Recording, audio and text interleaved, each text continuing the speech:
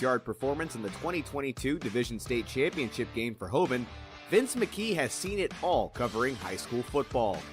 Nothing says passion like playing under those vaunted Friday night lights. Now, for the first time ever, McKee chronicles the biggest names and moments since he started on the beat in 2015 with his newest book, Ohio High School Football Warriors. It is all here, from the recent St. Ed's three-peat for Division I state championships to Massillon winning their first outright state title in 2023. Each of the nearly 150 games that he has covered is recapped in vivid detail with a warrior or warriors selected from each game. From end zone to end zone, McKee has covered every big and small school in his time on the beat. From Westlake to Wadsworth and Avon to Amherst, nothing is missed in Ohio High School Football Warriors. Pick yours up on Amazon today. Advanced Mobile IV. At Advanced Mobile IV, they bring the IV therapy right to you. Whether you're at home, in your office, or staying in a hotel, they offer IV therapy for optimal wellness and convenience. They're ready to serve whenever clients ask things like, where can I find IV vitamin therapy near me? Or how can I get an IV at home? If you just finished a hike or a workout, or maybe just need to replenish some vitamins and fluids, they have nurses happy to help. B.A. Sweetie Candy Company. The world's most famous candy company is right here in our backyard. They are located at 6770 Brook Park Road in Cleveland, and it is a candy lover's paradise. They have every candy from your childhood, so make sure to visit them today. 410 Painting. A great paint job will help double your property's worth and feel. Looks are everything when it comes to a great first impression, and Brent Thielen of 410 Painting understands that. His quality of work can be seen at every level. He's dependable, conscientious, professional, and flexible. Add-ons and changes are answered with a smile, as 410 understands your ever-changing needs. At 410 Painting, it's dedication and quality you can see. Aspen Property Services. If you want your yard to look perfect, leave it up to the pros of Aspen Property Services. Call and ask for details at 720-215-1786. They are the leaders in the landscaping industry and can help with restoration and regular maintenance. Advanced Diagnostics Auto Care and Maintenance. If you want dealership quality at a fraction of the cost, visit Advanced Diagnostics Auto Care and Maintenance at 23779 Lorraine Road in North Olmsted, and you won't be disappointed. You need a repair shop that you can trust. They know the repair process is all about customer service. How they treat their customers is just as important, if not more important, than the quality of the services they provide. They are always willing to discuss your repair needs before, during, and long after your visit. They treat you like family and won't stop until you're completely satisfied and road ready. Run some type of rule out here if they're going to pass it, but there is an overhang on the right. They need to be careful. Brock Sandage, the keeper, up the middle, keeps the legs churning, and he fought for that football. It was nearly ripped out of his hands by the edge rusher there. That was defensive end number 53, Rodney Harris, who nearly ripped that out of the arms of Brock Sandage, and Brock Sandage said, nope, give me that, I'm holding on to this, and reaches that arm towards the plane, broke it, and that's a touchdown and now a lead for the Blue Devils. Woo, I got chills here, Cole. This is a huge crowd here for Brunswick here tonight, and Brock Sandage gave them something to cheer for. Going in, a lot of people doubted Brunswick. It's an early lead. They have to stay consistent. Anytime this Cleveland Heights team has their talented players, their smart players on the field, they have a chance to win the game. They need to be a little bit more. The adrenaline stops you. They need to get back up to that pace here. First and goal from the 10-yard line. Davis bouncing it to the outside, and he's going to walk into the end zone untouched, and just like that. 4 plays, 4 runs, all carries for Marquise Davis, a guy who ran for 333 yards last week and 4 touchdowns. Did not have a big first half. It was quiet, and he shows up on the first drive right when the Tigers need him, 10-6. You know, he gets that edge. There's no one that can catch him. There needs to be someone right in front of him if they want any hopes of stopping Marquise Davis. He has that. If you're Cleveland Heights, you can use Brunswick's game against them. Still 8 minutes to go, but continue to run the ball, run the clock, and you have an opportunity for a fresh set of downs before making it into the end zone. Davis slipping through a couple tacklers, keeps the legs churning. Nobody could bring him down. Was touched back around the 8-yard line. just kept dragging defenders, and that's why he's the type of running back prospect we've been. Happened to the green wave on the other end. Here an option, this one going to be a pitch to the outside. Got a block and going to step into the end zone right around the corner. Nice blocking there by the wide receiver, setting that edge and giving some room for number 30, Andre Jenkins, the sophomore, to make his way into the end zone untouched. And also credit to Elijah Gray on that pitch, well timed on the driving once again, looking to get their first win of the season and break that 9-game win streak for Holy Name dating back to 2013. But right now, Holy Name, they need to get a stop here. I know it's early in this game, but things are trending the way of Normandy. And a lot of it's because of Elijah Gray, the quarterback, trying to make a man miss an open field. He does. Past the 15-yard line, slips past the tackler, cuts inside, and he's going to barrel his way into the end zone. I'll tell you what's more slippery than that football tonight, and that is the quarterback, Elijah Gray. Nobody can bring that man down. Yeah, I don't even know what to say. I mean, this is one of the most exciting runners of a quarterback that I've seen. And a reminder that this trip to the red zone has been brought to you by Kelly McLean Achievement Center. Visit kelly-mac.com to learn more. 2nd and 2 from the 5. Have to get to the 3-yard line to pick up the first down. Rodriguez on the carry. Looks like he's going to get close and just enough to move the chains. Down at the 2. 1st and goal. That's nice having that first down marker right there. Now you have 4 golden chances at the 2-yard line to punch one in. But don't forget, this is the second time it's happened just like this. They got a fresh set of downs on the 2-yard line earlier in this game. Didn't quite turn out. Got to shake off the cobwebs. Still running out of the same set from the last 2 plays. They're going to go back to the well with Rodriguez again. And Rodriguez is into the end zone. Touchdown, Holy Name. And this crowd has come back to life after being quiet in the latter stages of the first half. 14-6, an opportunity to make it 7. That's how you set the tone.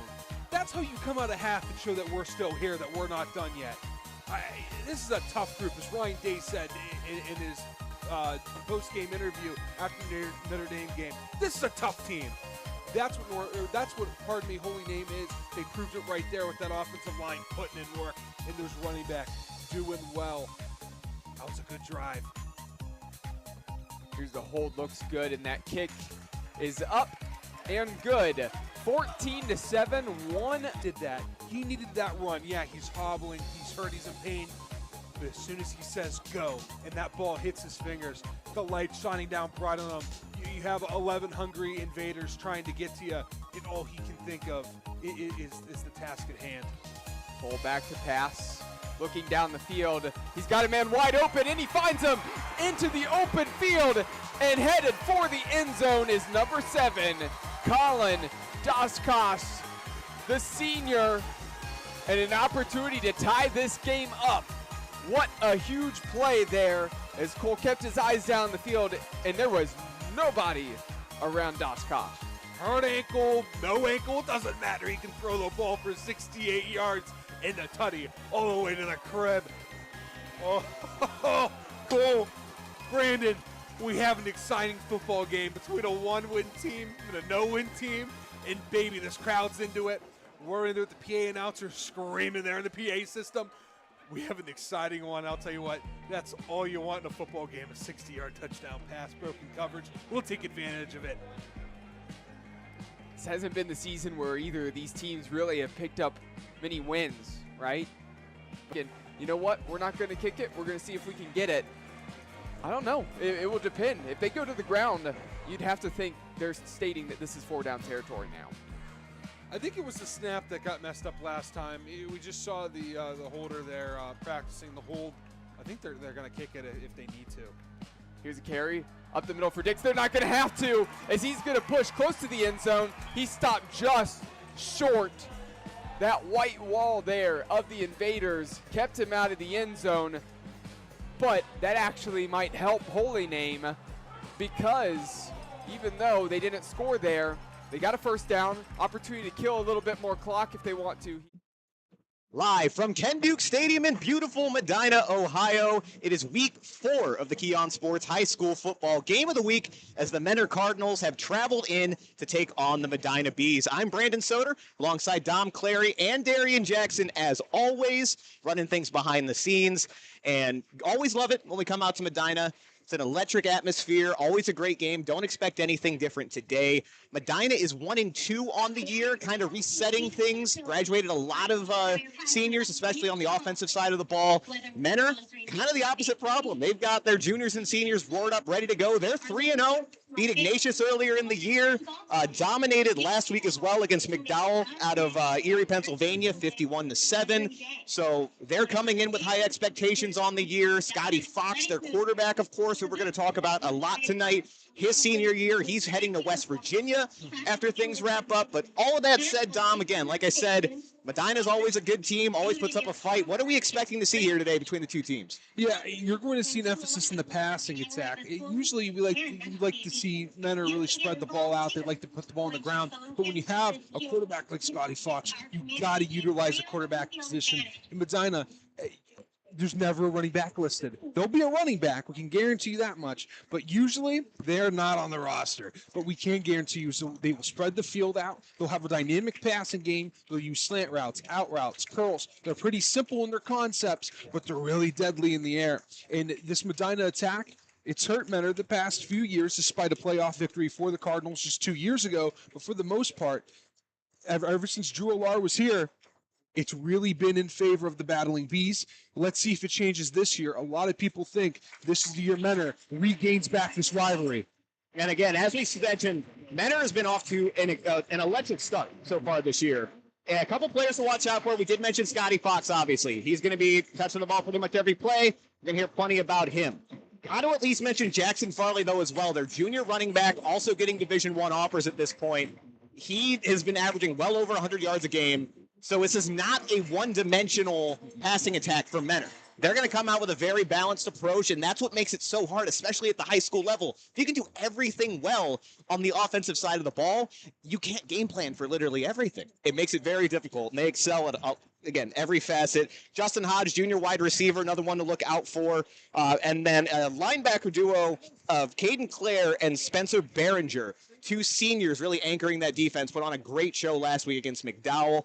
Then flipping over to the other side for Medina. Like we said, a lot of new names this year that we're going to be hearing. Cason DiUlio, I'm struggling with that one.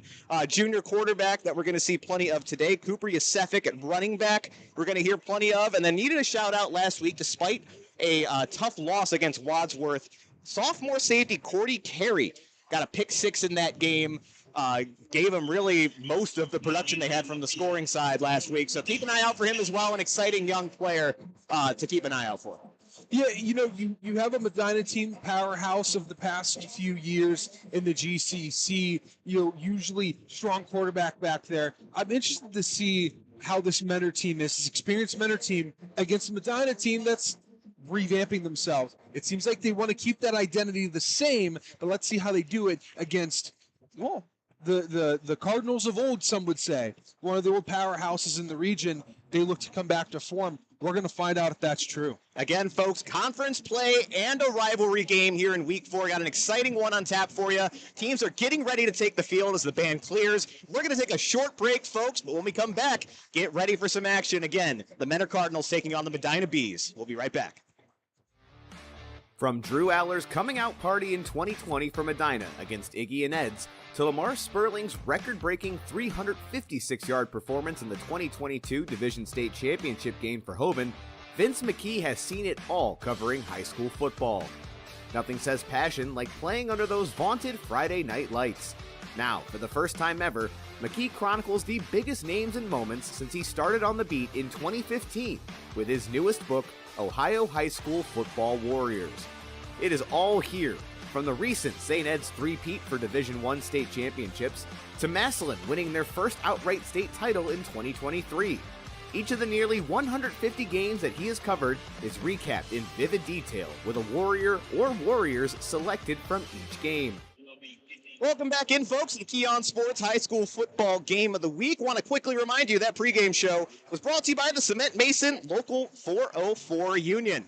So get ready for kickoff. Menor is going to receive this one in their red bottoms, white tops, silver helmets. We got Medina in their all green with the white helmets on top. It's going to be a low kick to get this one going. Going to be fielded at just about the 20-yard line. Third bobbled it for a second, but now he's got it. Finding some space up the middle, and is going to get brought down right around the 43-yard line. Solid starting position for the Menor Cardinals. Good little return there. Nothing super fancy there, but anytime you can start off on between the 50 and the 40 on your own side, it's a good starting position. You're a big play away from scoring right away. So here we go. The Menor Cardinals offense making their way out onto the field, led, of course, by Scotty Fox. Folks, you will also remember Menor legend Mitchell Trubisky has the passing record currently for the school. Scotty does have an outside shot of reaching that this year. Needed about 3,000 yards to break that record. Let's see if he adds to that tonight. 1st and 10 now from the 43-yard line. Going to be a play-action pass facing pressure and has to throw it. Good job getting out of that. It was intended for number 16, Austin Van Huss, but Medina bringing the pressure early. Yeah, way to bring in pressure there. The way to get a really good experienced quarterback on his back foot and get him kind of out of his normal form, bring in pressure. Don't give him any time, and it helps your quarterbacks as well. So 2nd and 10 now for Menor. Got 2 receivers out to the left, 1 to the right. Pistol formation. Back in the backfield with Fox. This time it will be a handoff for Fox. Tries to find some space up the left side and is met at the line of scrimmage. Maybe picks up one on the play. 2 good stops there by the Medina defense that's really struggled so far to start the year. Yeah, this is a Medina team where their identity was we're going to run the score up and hopefully our defense can make an impact play down the road, but they really struggle to keep those points down. This is a game where you've got to keep the points down against a team that can match you really punch for punch. Going to be 3rd down now for Menor. Potential early 3 and out for the Medina Battling Bees. Fox has it. He's dropping back. He's looking. Has a man up the middle of the field. Met at the point of contact, but hangs on to it. Justin Hodge on the reception.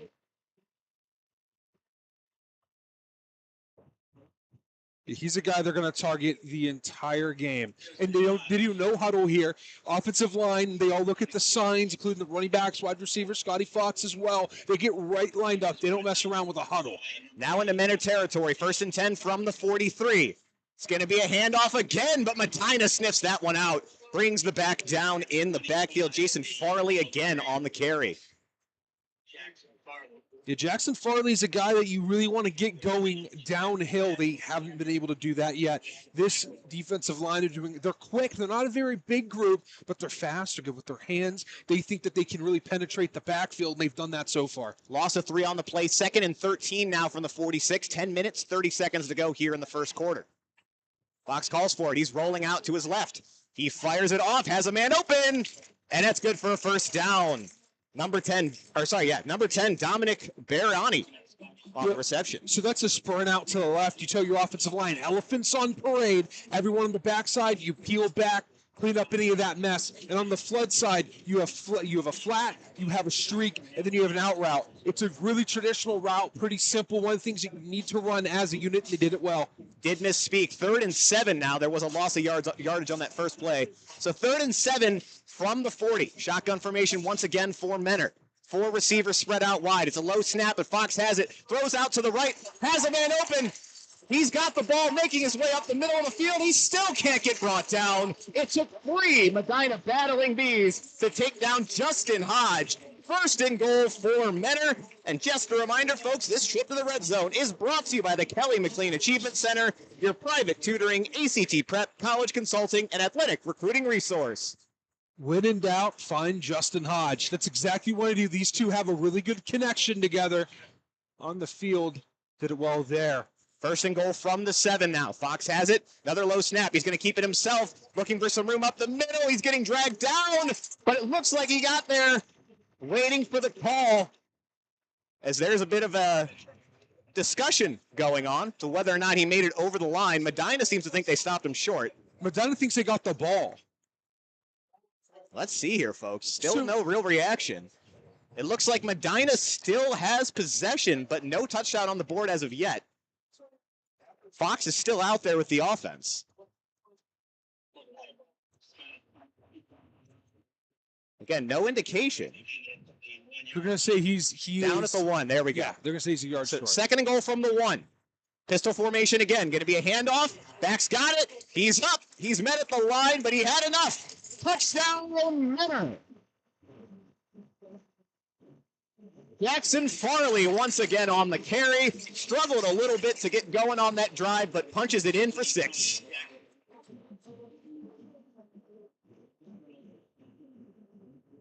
We're getting ready now for the extra point attempt.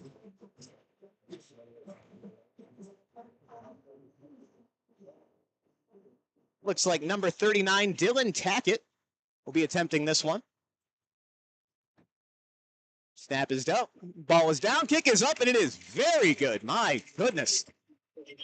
Got a bit of a leg on them there, Dylan Tackett. That's going to put the Cardinals up 7-0. 9 minutes, 21 seconds to go here in the first quarter. That was fast scoring right there. It was, again, Medina had a couple of opportunities, though. 3rd and long to stop this Menor offense, but they just kept going. Like I mentioned earlier in the pregame show, it's a balanced attack. If Fox needs to put the team on his back and throw the ball, he absolutely can. But they've got the running game to mix in there as well. They're just trying to see what's working against Medina, and so far, answer seems to be the pass. The execution's been perfect. They've also been doing some no-huddles out there as well. Yeah, keeping them going, keeping the defense gassed, and it obviously worked. So here we go now. Medina's going to have a chance to respond. Menor marches out to kick this one away. 2 returners deep for the Battling Bees. Be Tackett once again.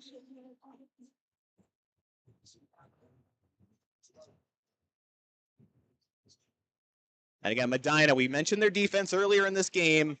It's going to be a point of emphasis. Now that you know kind of what Menor's trying to do, hopefully the defense can kind of settle in, stiff that out a little bit, and respond better the next time they're out. But offense is going to have a chance to respond, as I mentioned. Team is ready. The kick is up. That's a booming kick. It's going to go all the way back and out of the end zone. That'll be a touchback for Menor. And here come the Battling Bees. Let's see what they do here.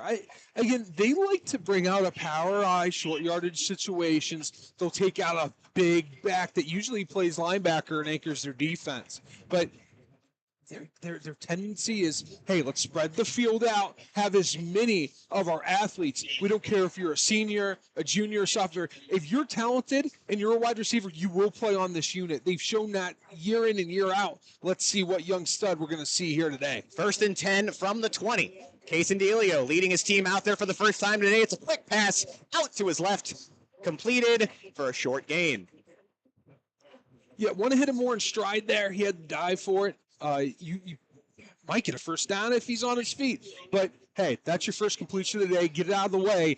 Keep on moving down the field. Let's get these chains moving if you're the Battling Beast. Medina wasting no time. 2nd and 7. Looking to throw it again. Now going to take off. Has some room up the middle of the field. Weaving his way through. Slides down safely. See if that's enough for a first down there. I believe it might have been. Yep, they're going to go ahead and move those chains. First down, Medina. And again, wasting no time. No huddle offense again. Spreading out wide are the Medina Battling Bees. Going to be a pass again. Deep down the left side of the field. Has a man one-on-one. But threw it out of bounds and out of the way of the defender. That was Sidney Lloyd, the intended target on that play. Yeah, so this team's going to move quick. They're already back to the line, are looking at signals. What are we running? What are we going to do? They'll take a deep shot. That's when they take their breath. But usually they're short game, 2 yards in, 5 yards out, slant up the middle, bubble screen, everybody block, everyone get downfield. They're pretty quick on what they want to do. The personnel has changed. The coaching has not. 2nd and 10 now. Going to be a run this time up the left side of the field. The back has a little bit of space, brought down right at the 39-yard line, just short of a first down. So yeah, like I said, different personnel, but the same system for Medina. And we mentioned his name a couple times, Casendelio, just the latest in a long line of quarterbacks that have run that spread system for Medina. So far, looking pretty comfortable. Yeah, this is a spread, but it's an empty set, right? Can't forget about that part. Usually when you run a spread, you got a running back there. We'll throw a tight end out there. They don't mess around with any of that. They're offensive linemen. They're on an island and holding on Medina here. They're on and you're going to see holding from them mainly because they're on ice. They're on an island majority of the game. Right. They have no help, right? If they throw if they throw two extra guys, right? A fifth and a sixth guy, or three other guys, six guys, there's no help. They're all by themselves. They got to communicate well. Now going to be 2nd and 16 from the 25. Delio rolling out to his right, trying to find someone downfield, still looking, has to throw it as he's falling backwards. Avoided disaster there. Again, credit to multiple linemen there for Menor for being able to force the pressure. It's like number 98 is the one that almost got to him, Julian Solis. Yeah, Solis did a really good job there of getting his hands inside of the Medina right tackle there. He has to be better with his hands on that pass block. That was Curtis Hartman who was blocking him. Wow, just a good push-pull rep that is just one of the first things you have to learn as a defensive end. He did a good job there. Now he's on the opposite side as he wants to do more damage. 3rd and 16, Julio by himself in the backfield. 2 receivers left, 3 to the right. Got a lot of yardage to make up here. He has it, handles the snap, looking to his left, not finding much, has to take off, and just throws the ball to the ground to avoid the sack. Huge, not 3 and out, but again, good defensive stand by the Menor Cardinals. They're going to get the ball back now. Yeah, it's exactly what you want to do. You want to move this team behind the chains, behind the sticks, because they do their best when they have short yardage to work with. They're able to run slants. They're able to run just this quick game. You can't do that when there's too many hungry Cardinals trying to make an impact in the backfield. Beckett Vogren in for the punt. Looks like we're going to have a rush here. Not quite. It gets it away. It's going to bounce at about the 45. Returner's trying to snuff it out. He's not going to touch it. This will roll, take a nice little Medina roll about to the 25-yard line. So good punt there by the Battling Bees. Now the defense has to step up. The Scotty Fox and the Menor Cardinals make their way back out onto the field. So not what you would have wanted out of that first offensive drive, but the offense doesn't look out of sorts per se. They got a couple of good completions there to start, and then once you get backed up to 2nd and 16, felt like they were trying to really grab all of that yardage at once, and that's tough. Yeah, no, definitely. The thing is that they have a formula. If you can scout well enough, you can get that formula down as a defensive coordinator. And Menor, they know this team really well. It seems like they're familiar with what Medina does. 1st and 10 from the 26, man in motion, going to be a rush up the middle. Backs brought down after a short gain.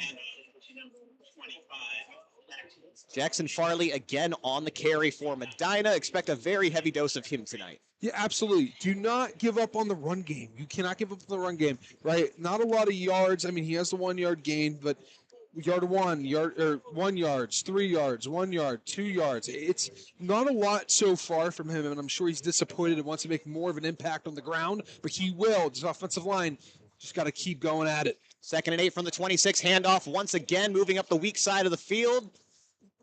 And is brought down after another short gain. Going to be 3rd and a couple. 7 minutes, 17 seconds to go here in the first quarter.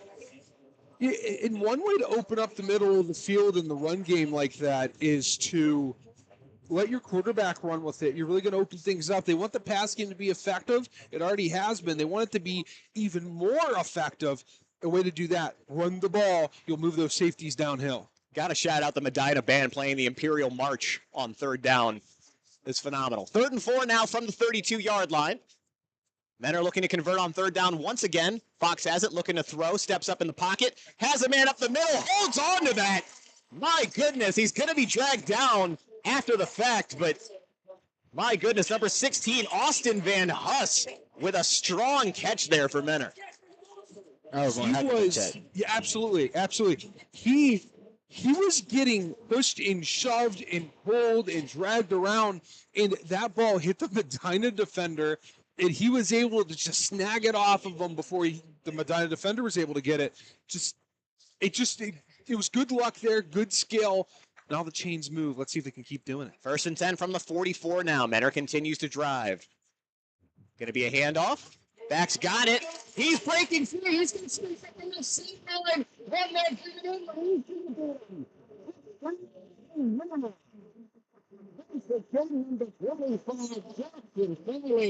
We saw him chip away. Finally breaks one free. That's going to put Menor up 13-0, pending the extra point. That is how you run the long ball. I mean, you're going to keep, if you ever listen back to any of our broadcasts, you're going to hear the same thing from me. Run the ball, and do not give up on the run game. Good job there by the young running back, not giving up hope on that this run game is going to work. Then, boom, 61 yards to the house. Good execution by the offensive line in the running back room. And Dylan Tackett again puts a no-doubter through the uprights. 6:07 to go here in the first quarter, folks. You're listening to the Key on Sports High School Football Game of the Week. The Menor Cardinals currently leading the Medina Battling Bees 14-0. So again, if we're basing it off of previous games, it looked like Menor was the stronger team kind of coming into this one. Medina still has a chance to respond here, let that offense kind of get going. You know, they run that spread for a reason, right? Because it's explosive. They can put up points at any given time. So still plenty of time to stay in this one. But Menor has looked damn impressive so far. Yeah, I mean, this is what we expect, right? I mean, I think if you would have told us 2 years ago when we first saw Scotty Fox here, if you would have told us then that this team that surrounded him in the classes coming up were going to be extremely effective against Medina after the Denny Stoddard years, I think I would have told you, yeah, that makes perfect sense. I think this team, they have a chance to make a run in the playoffs. And I'll say that now, I'm knocking some wood for the Cardinal faithful. I think this team's that darn good, and I think we're seeing that right now with the 14-0 lead. Again, off to a good start, 3-0 on the season, up 14-0 here. Tackett's going to boot this one away. Another booming kick. That's going to go out of the back of the end zone. Actually hits the upright. And Medina's got another chance to put points up on the board.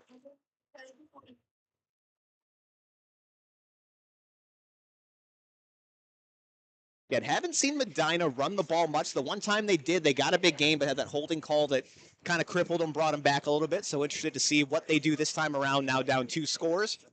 As they march back out onto the field. 6 minutes, 7 seconds to go here in the first quarter. Going to be an empty set once again for Case and DiUlio. 2 receivers stacked to the right, 3 out to his left, man in motion. Coming over to the near side. He's going to drop back, look to throw a quick pass up the middle. His receiver's got it and is brought down for a very short gain. Completed pass, but didn't get much farther than that. Jackson Riffle on the reception. Yeah, what they did there, that's called an alley screen, right? We like to call it like thunder and lightning. Those are the type of plays that you like to run. Your offensive line, they're downhill, they're waiting for it. Wide receiver essentially goes in the middle of the field, you dump it off to him, and you're supposed to gain a lot of yards from that. 2nd and 4 from the 26 is going to be another pass. Receivers got it. That'll move the chains. Jackson Riffle again. Seems to be a little bit of a safety valve to start this game. Floating around the middle of the field, and it's working for Medina. Be a fresh set of downs now, going to be at the 31-yard line. No huddle once again. 3 receivers out left, 2 to the right. DiUlio by himself, he's ready for it. Looking over to his left side, now going to run that direction. Fires downfield and over the top of his receiver. So he's a little jumpy in the pocket. If he feels any kind of rush, he steps up, which you think, oh, Dom, is that what you want? At times, right? So your right tackle does a good job running the defender upfield. That leaves you a lane to the right side, not to run, but to step up. Your guard's doing a good job protecting, cleaning up any nonsense that's coming from the second layer of the defense, and you have a lane to kind of step up and throw. He didn't take it. 2nd and 10 now for Medina. Another completed pass. Receivers got it. He's going to have a first down and a little more. Max Myers on that reception. Starting to look like Case and DiUlio settling down a little bit, getting the team moving. That's exactly what we want to see from DiUlio right now. Take your time, be patient, run when you need to. The wide receivers, they will be open if they're not. Keep moving around, keep extending that pocket when you can. The offensive line, they're not giving up on this pass block. 1st and 10 from the 45. 2 receivers stacked on top of each other over here to the right. DiUlio's going to step up in the pocket again. Now rolling, plants, throws it, and it's an interception. Returner's got it, making his way up the right side of the field, and is eventually brought down in Medina territory. He tried extending the play. Good job on the effort to extend the play. But that play just run and slide. Live to play another down. What was that? First down there. You still had 2 more downs after that to keep things rolling. Instead, he opted, hey, I want a big hitter right here, and it did not pay off. Now you put your defense between rock and a hard place, really. Just not the decision you want to make. They're gonna help them learn from that, as they have film directly on the sideline. Brendan, they didn't have that when I played. They have film directly on the sideline. Oh, they did. It was just in black and white. All right. Want to give credit, too, to the defensive back there from Medina, Cameron Tayloro. Sure I'm going to pronounce that incorrectly. But, again, good job being in the right place at the right time there. And Medina, with a chance to put a nail in this one early. 4 minutes, 43 seconds to go here in the first quarter. Men are holding a 14-0 lead over the Battling Bees. And there is a, tell me if I'm wrong, Dom, I do see a flag over there on the far side of the field. They're trying to figure out what it is. That is a flag. Well, they know it's laundry on the field. They're trying to figure out what the laundry means. Looks like it might have been on Medina. Is it a bandana? It's a terrible towel, actually. Well, you never want to leave in sportsmanlike on Medina. Yeah. So here's the thing, Brandon. You can't leave a terrible towel on the ground. Sorry, I'm not super familiar with the Pittsburgh traditions. See, what you got to do, right? You're walking around. You want to be nice to the away fans or the opposing fans. You just got to tuck it in the belt line. Go on throughout your day. You won't lose it. It's not going to fall. Been doing this for too many years, Brandon. Come on. That is obvious. It's going to be 1st and 10 from the 38 when we finally get this going. So not only did Menor get the turnover, but starting in excellent field position as well. Going to be 2 receivers out to the near side, 2 to the far. Fox in shotgun formation with Jackson Farley. Whistle's blowing, they're ready to go. Fox calls for the snap. Going to look to throw to the right. Quick throw out to his receiver. Bounces off of his hands. Justin Hodge nearly hauling that one in.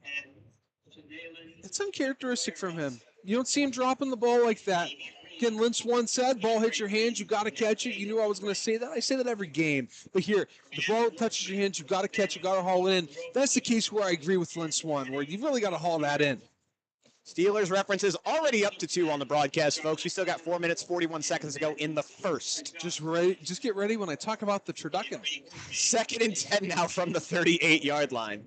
Again, no gain on that play on the incomplete pass. This time, it'll be a handoff over to the right side. Medina, again, doing a good job getting into the backfield. Very short gain. Actually may have lost a yard on the play. Looks like it may have been 2. So again, they had the 1 breakaway run, but for the most part, Medina has done a very good job stopping the run. Here's where they have struggled, though. 3rd and long.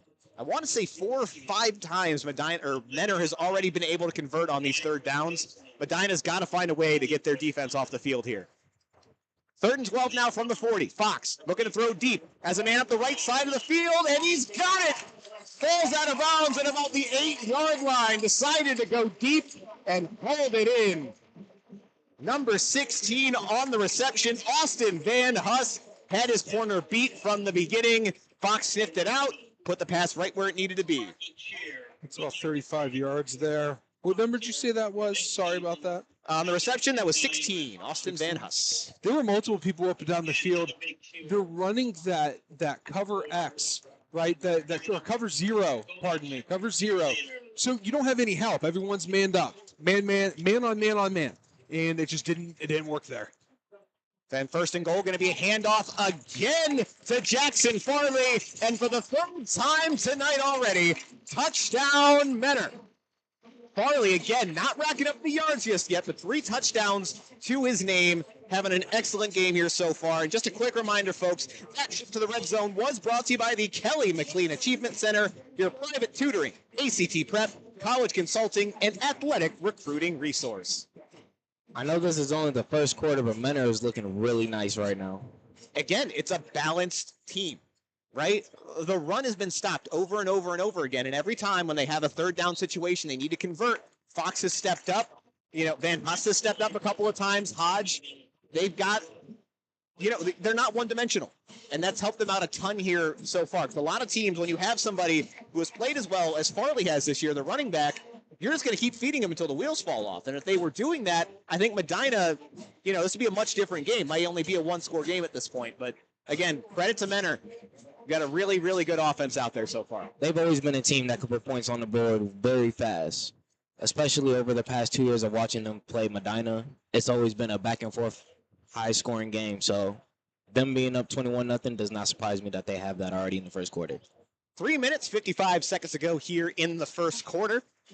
You're listening to the Key on Sports High School Football Game of the Week. Menor currently ahead in this one, 21-0 over the hosting Medina Battling Bees.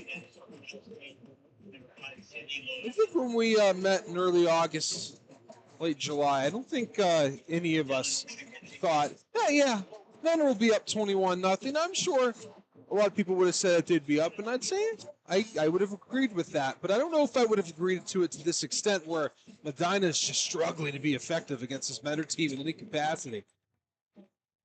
Another ball deep out of the back of the end zone. Looks like he's starting to aim for those goalposts. He's getting closer and closer every time. He is. I had two kickers used to do that. They were brothers. When one graduated, the other one was doing it. And we would cheer when he would make a field goal from the, off the kickoff. So this brings back memories, believe it or not, of being a player on the field and seeing that happen.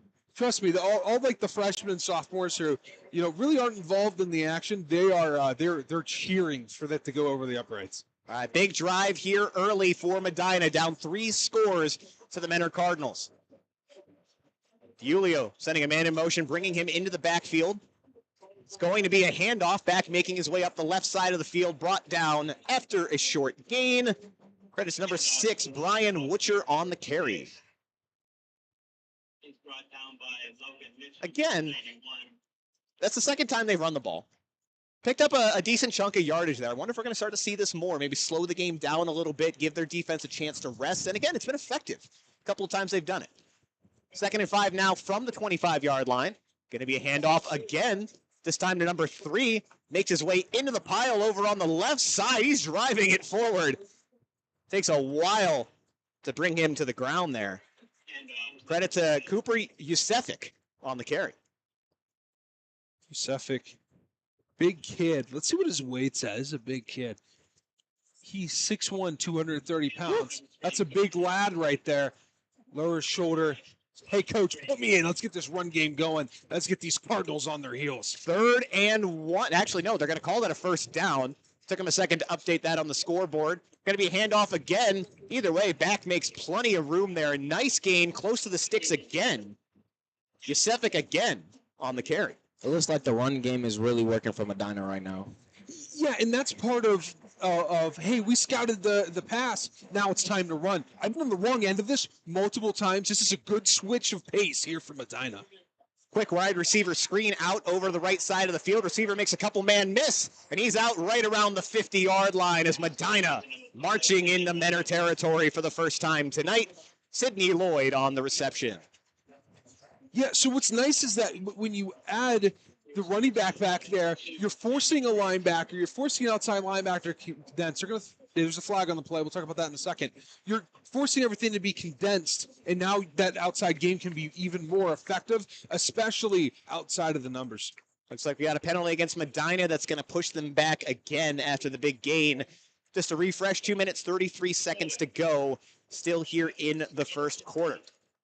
Yeah, that was a holding call, going to be 10 yards on Medina. So again, that hurts. 2 different times tonight, they've gotten big chunk gains, driven back. Now going to set up 2nd and about 13. And that's where we start now. Julio with a back on his right hip. 3 receivers left, 1 to the right. Going to be a handoff again to Yusefic as he bullies his way forward. That was all him there. Great effort run by Yusefic.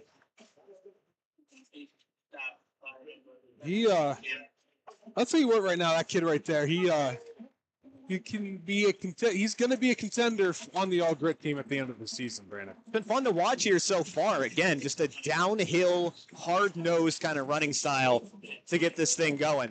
Now going to be another third down for Medina. 3rd and 4 from the 36. Sends a man in motion over to the near side of the field. Going to cock back to throw. Has a man open, but underthrows him just a smidge. Brian Witcher was the intended target there. Had him open. Case and DiUlio just didn't quite put it on target. It's going to leave him as 4th and short. Yeah, 4 yards to get the chains moving here. I agree with keeping the offense out there. Right now, your offensive line struggling. They were on their heels that possession. There's 3 down linemen. They got to take care of business. Oh, you just jump off sides. You just can't have that happen. And he knew it as soon as he did. So Medina, after the penalty, looks like they're going to send the punt unit on. And again, that's tough. 3 penalties now on Medina. Could not have come at worse times. As an offensive guy, that kills me. I've been the guy that jumped off sides. So, again, I get what the young man's going through right now where he's going to get shoot out and filmed tomorrow. He's probably getting yelled at in the side. Or he may not even get yelled. The worst thing is, hey, come on. You know what you did. You know what you did. That's the worst right there. He needs to fix that because that's a possession you needed to get the chains moving and get this game just a little bit closer. Punts away, and it is Muff. Medina's got a chance to jump on top of this. Not sure who's got it. Medina seems to think they came up with it, and the fans agree. So a huge break for the Battling Bees. They're going to get this one back in Cardinal territory.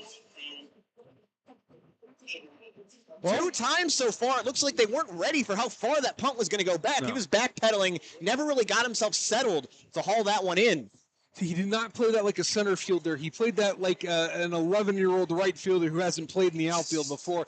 Failed to judge the ball there. Again, I'm sure this is another situation where you're going to have a young man that's just frustrated. He made a crucial mistake. This can be momentum altering right here. Depends what Medina does. 1st and 10 for Medina, hoping to capitalize. Yusefic again on the carry. Powers his way for a nice gain. Give him a pickup of 5. One thing I love about what they do is they don't actually change anything when they add a running back in a spread, right? And then traditionally, like we've seen them just move another wide receiver in there and like a Jack Wojak and hand him the ball. Obviously, he's not on the team anymore. But now you have a big back. He can block back there. They're not changing anything, just adding another running back to it. 2nd and short, going to be a handoff again up the left side of the field, but Menor knocks down the back in the backfield. That time, Brian Witcher on the carry. Seems like they're kind of spellback that they're throwing in there to get a little more speed. That time, though, Menor ready for it. We're now under a minute to go here in quarter number 1. I guess I'm just not a big fan of just going back to the well on that jet toss there. 3rd and 5 now for Medina. Julio stepping back, throwing deep up the right side. Had a man in the middle and just off of his fingertips. He would have walked that one in if he could have just held on. Again, intended target number 6, Brian Witcher, just inches off there from giving Medina their first score of the game. They're going to keep their unit out there. Need 5 to move the chains. This is what you'd call no man's land, right, Dom? This is 100% no man's land. I mean, unless you have Menor's kicker, then I guess nowhere is no man's land. But if there is no man's land is what I meant to say. But right now, you just need to pick up this 5. A field goal, not close enough.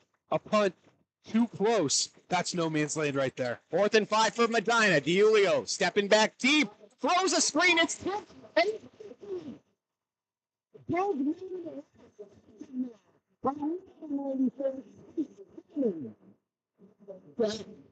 I love that. Defensive lineman, you wait a week. You go in early to the coach's office. You text coach, hey, I want to watch film with you. I want to figure out this screenplay. I want to figure out what to do on this run play or what their dependencies are on 4th and short.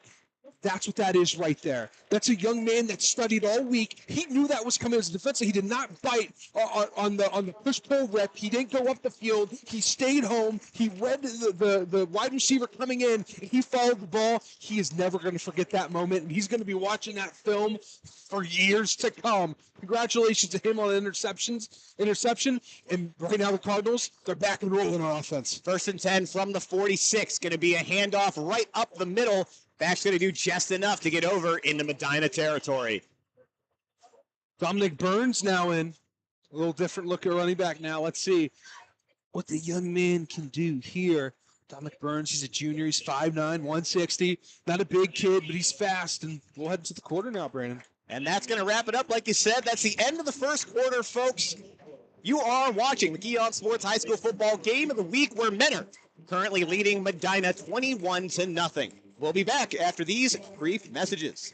This week's Keon Sports Game of the Week is brought to you by Balance Approach. Balance Approach focuses on helping businesses think strategically, develop the people on their team, build and deliver a superior client experience, and plan for the future. They also specialize in working with individuals new to sales and leadership roles within an organization to help develop their skill set and effectiveness as a leader. Get unstuck for good. Carl's Transport LLC. If you need a reliable lift in a vehicle that's safe, clean, and comfortable, then your first and only call needs to be to Carl at Carl's Transport. He's the leader in the mobile transportation business. You can reach him at 440-829-2287 for all your transportation needs.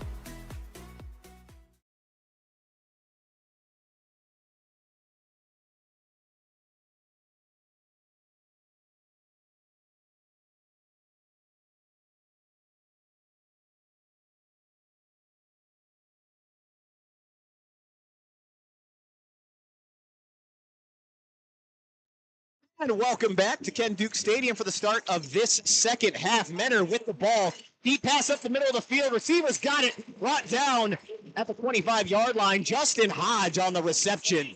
We'll be calling his name a lot here tonight for obvious reasons. He has been all over the field for Menor. You know, we mentioned about some of his offers. You said West Virginia's a school looking at him. We're talking about Hodge. So a lot of MAC schools are looking at him. Love to hear that. Fun to keep up with him next year. Yeah, that's the goal. Or 2 years from now. 1st and 10 now from the 25. Fox takes the low snap, throws it over to the right, passes man again. Touchdown, Menor. Justin Hodge. How many times can they throw to the same guy in the same spot? 2 plays in a row they did it until they can figure out how to stop it. Now, here's my advice. Put a safety there. Yeah. That's good effort there by Menor. They knew exactly where to put the ball. They knew exactly where to find their man. They execute perfectly. Just a small thing, too, that I want to mention. You know, Scotty Fox, obviously a multiple-year starter.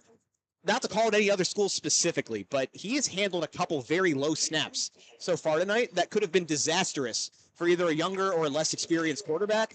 And both times he has picked those right up, settled down, still went through all of his progressions, didn't panic, and it has paid off for his team here now twice as Menor, still 11 minutes, 30 seconds to go here in the first half, find themselves up 28-0 on Medina.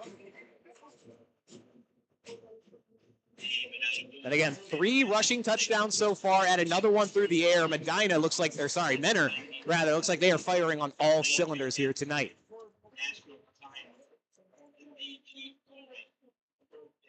A lot of energy on this side of the stadium, but on the other side, completely dead. They are shocked on what they're witnessing. It's a packed crowd. I mean, as you can tell, you can see the home side. We are on the away side. You can see the home side perfectly. It's packed. I mean, from and it always is. Always is here. The away. I mean, these are some pretty big away stands, right? Oh yeah. They're filled for the most part, right? And the student section completely filled. Both bands are great. So, I mean, this is a great. I guess still a summer night. We'll call it fall. We're in September. Just a great fall night. This is why you love high school football, just for nights like these. Tackett getting ready to kick this one off for Menor. See if he boots it out of the end zone once again. Gets good contact, and it looks like they're going to let that bounce out once more. Medina, another chance to get things going. They've shown flashes. Just haven't been able to put it all together quite yet. Yeah, I mean, that's what you're going to get from a young team. Again, you have some seniors playing. Again, it's not even particularly young, but you got to remember the senior class that they just graduated from Medina was a section of kids that they played, very early on. So a lot of these guys are seeing their first time starting. It was a very good unit that they kind of passed on. So again, just need to build up a little more experience, but I'm willing to bet the talent's still there for Medina. 1st and 10 now from the 20-yard line. Going to be a handoff. Back's got it, moving up the right side of the field, brought down for another short game. Good power run there by Cooper Yasefik. He makes like speed type of runs that are supposed to be just power runs. I mean, like, there's no other way to explain it. It's just like if you put him on a jet sweep, it's the equivalent of putting Jerome Bettis on a jet sweep. It's just a big guy moving quick. Steeler reference count up to 3. 10 minutes, 56 seconds to go here in the second quarter. 2nd and 7 for Medina. DiIulio has it. Going to be a handoff again. Back moving his way up the middle of the field. Like Yasefik again, as Medina has completely shifted their offensive philosophy. Now going to more power run sets, trying to slow the game down, keep things under control. I mean, like, what else can you do right now, right? It's a good change of strategy. Now they're going to take him out, spread the field out. Don't mind that decision there. It's something you just got to do. Add another talented wide receiver. They have tons of them. By the way, most of his wide receivers are juniors, by the way. That's terrifying. Myers Jr., Lloyd Jr., but just a bunch of these young men. They are not seniors. It's a young group. They're going to look good again next year. Deep pass up the middle of the field. Has a man and just overthrows him. A touch. Again, number 16, Jackson Riffle was the intended receiver. And again, we talk about the fact that it is a relatively young team, and like DiIulio hasn't gotten a lot of snaps just because he did have, Stoddard in front of him previous years. He is very close to making a couple of big plays here. Just got to dial it in. It's one of those things that, as the year goes on, you face your conference. He's getting his first look at this. You got to remember, this is the first year that there's not Drew Allar, there's not a Stoddard back there. So this is a new kid going against this GCC, a really tough GCC for the first time. It's going to be tough. It's not going to be easy. And he's having growing pains, but you're going to have that. He's going to go in the summer. He's going to work with coach. He's going to possibly have his own QB coach. I don't know if he will, but I can imagine, most quarterbacks do. They get outside help him out. He's going to improve. This is not the DiIulio that you're going to see next year and hopefully one day beyond. Maybe he goes to the next level, plays D3, D2, D1, JUCO, doesn't matter. He has the talent. We can see that. He just needs to grow into some things. He's going to get better. This is not the final product that you're seeing from this young quarterback from Medina. Going to be 1st and 10 from the 40. Mentor's offense back out there. Going to be a play action fake. Throws it to his wide receiver over on the right side and just overthrows him a little bit. Looked like he hesitated just a little bit on that play. Not sure what he saw there, but Grant Cerny, the intended target. Yeah, you can see there that he was reading the route. He saw the guy in the flat there. Tried to I think he thought that he would be in a different spot, and that's where the hesitation was, but it's really hard to tell from up here. It'll be 2nd and 10 when we come back. 9 minutes, 56 seconds to go here in the second quarter. Make sure, folks, you stick around for the Cement Mason Local 404 Union post-game show, or halftime show, rather, and the post-game show, where we'll give you all the updates around Northeast Ohio high school football action. Going to be a quarterback keeper that time. Medina having none of that. Going to bring him down for a short loss in the backfield. Again, another good stand by Medina's defense. Done a relatively good job against the run. Yeah, I mean, the biggest gain, so if you remove the 61-yard run, they haven't given up more than 6 yards on the ground. The problem is they give up an average, I believe, around 20. I have to add that up in the air. And that's where they're losing points there.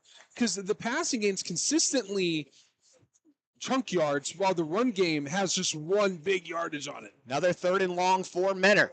Quarterback has it. He's going to run, making his way up the near side of the field. Not going to make it quite to the sticks there. And Medina, for the first time tonight, is going to force Mentor into a 4th down situation. And it looks like punt team will come out onto the field for the Cardinals. So credit to the Battling Bees defense there making their stand. Yeah, good job there. Again, they're still putting in the best effort. And you got to go with the logic of as long as we're not down by 35, there is a chance. As long as that clock's not going to consistently run, there's a chance we can get in this. We just got to get a stop, and then we'll chain together more stops. But right now, let's get a stop. Let's try to get on the board. And a familiar name back to punt, Scotty Fox. Quarterback also handling punting duties tonight. Also makes her a very dangerous fake unit. And it looks like that was blown dead just before that punt went off, but it was a great kick from Fox, made it out to about the 20-yard line. And they're going to call a delay of game on Menor. So back him up 5 more yards. We're going to try that again.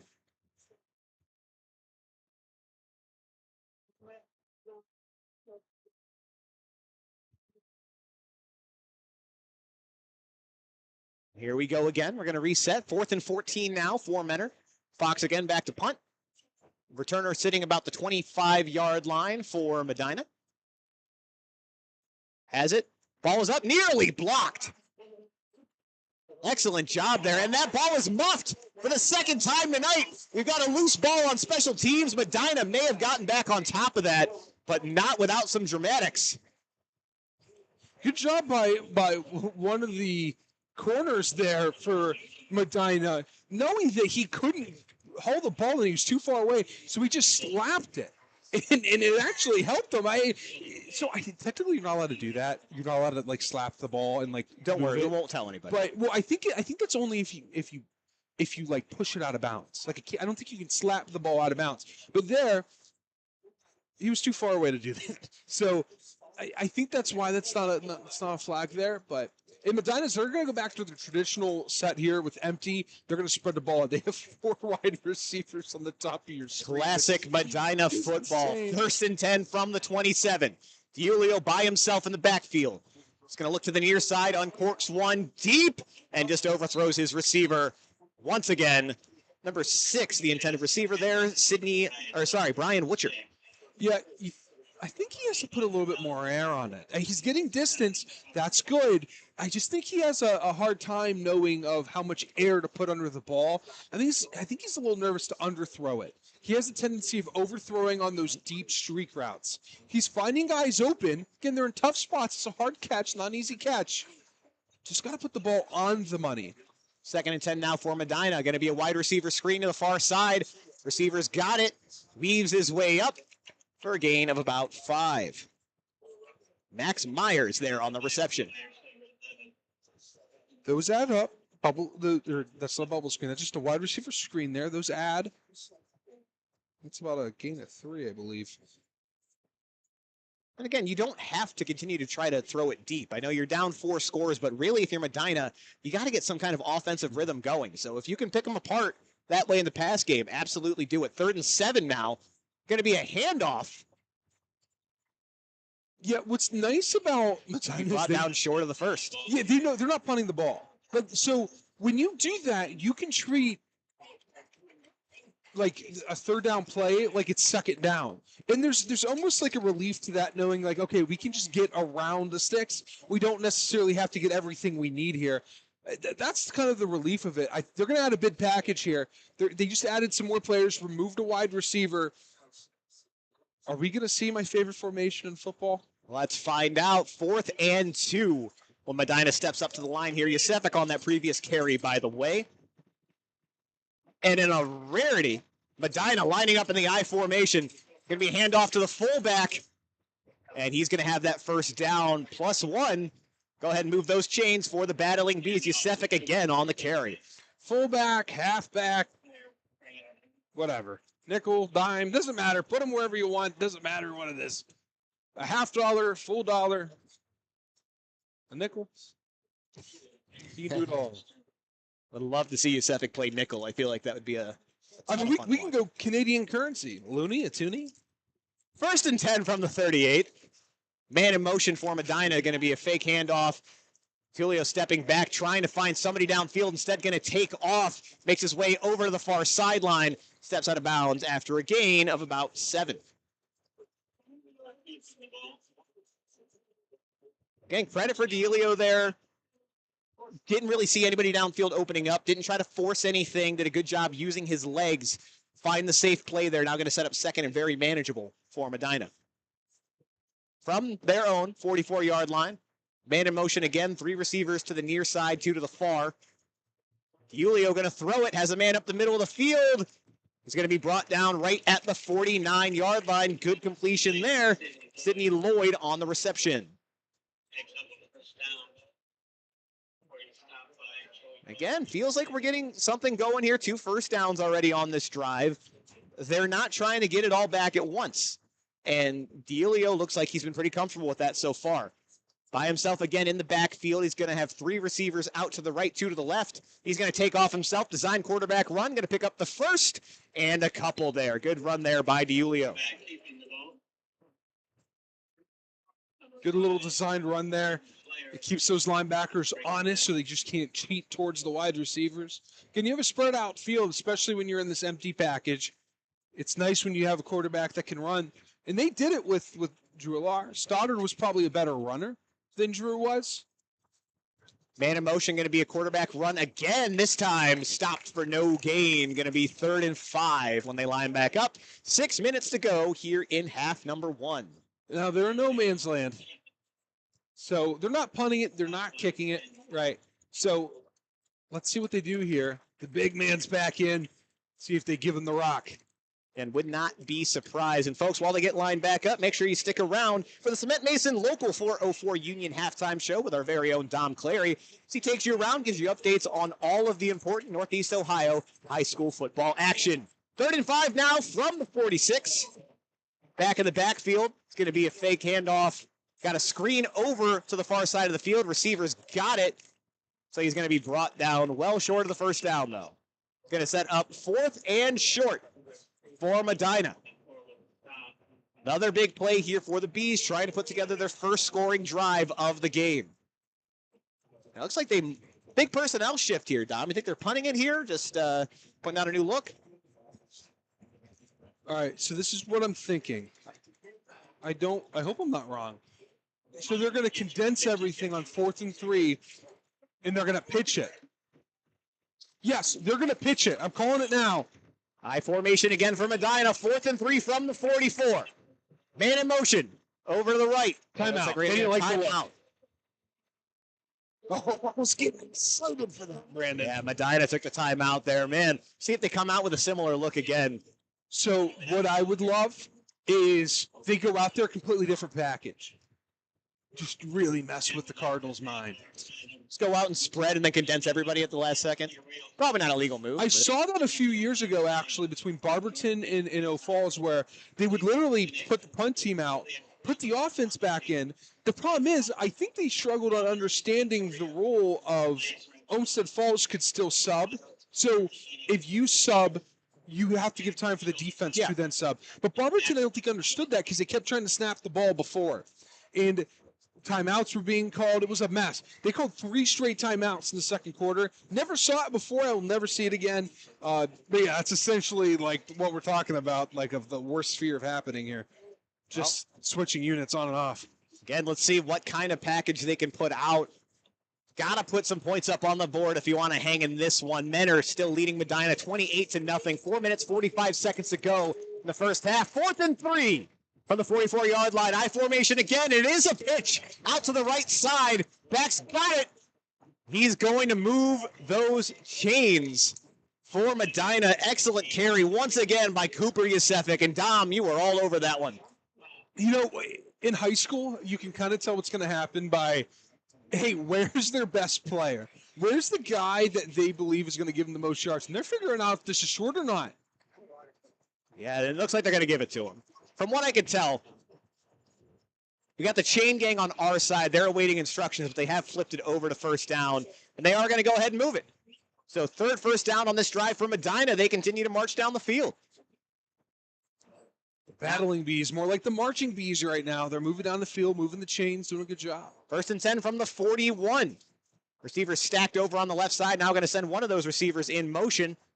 Julio looking for someone, scrambling, throwing out of pressure, and that's going to go out of bounds. Boys, that's scary. I mean, we literally saw that in the Thursday night football game last night where Tua Tagovailoa tried throwing the ball out of bounds, didn't have the arm strength just because of the situation. I mean, kind of similar.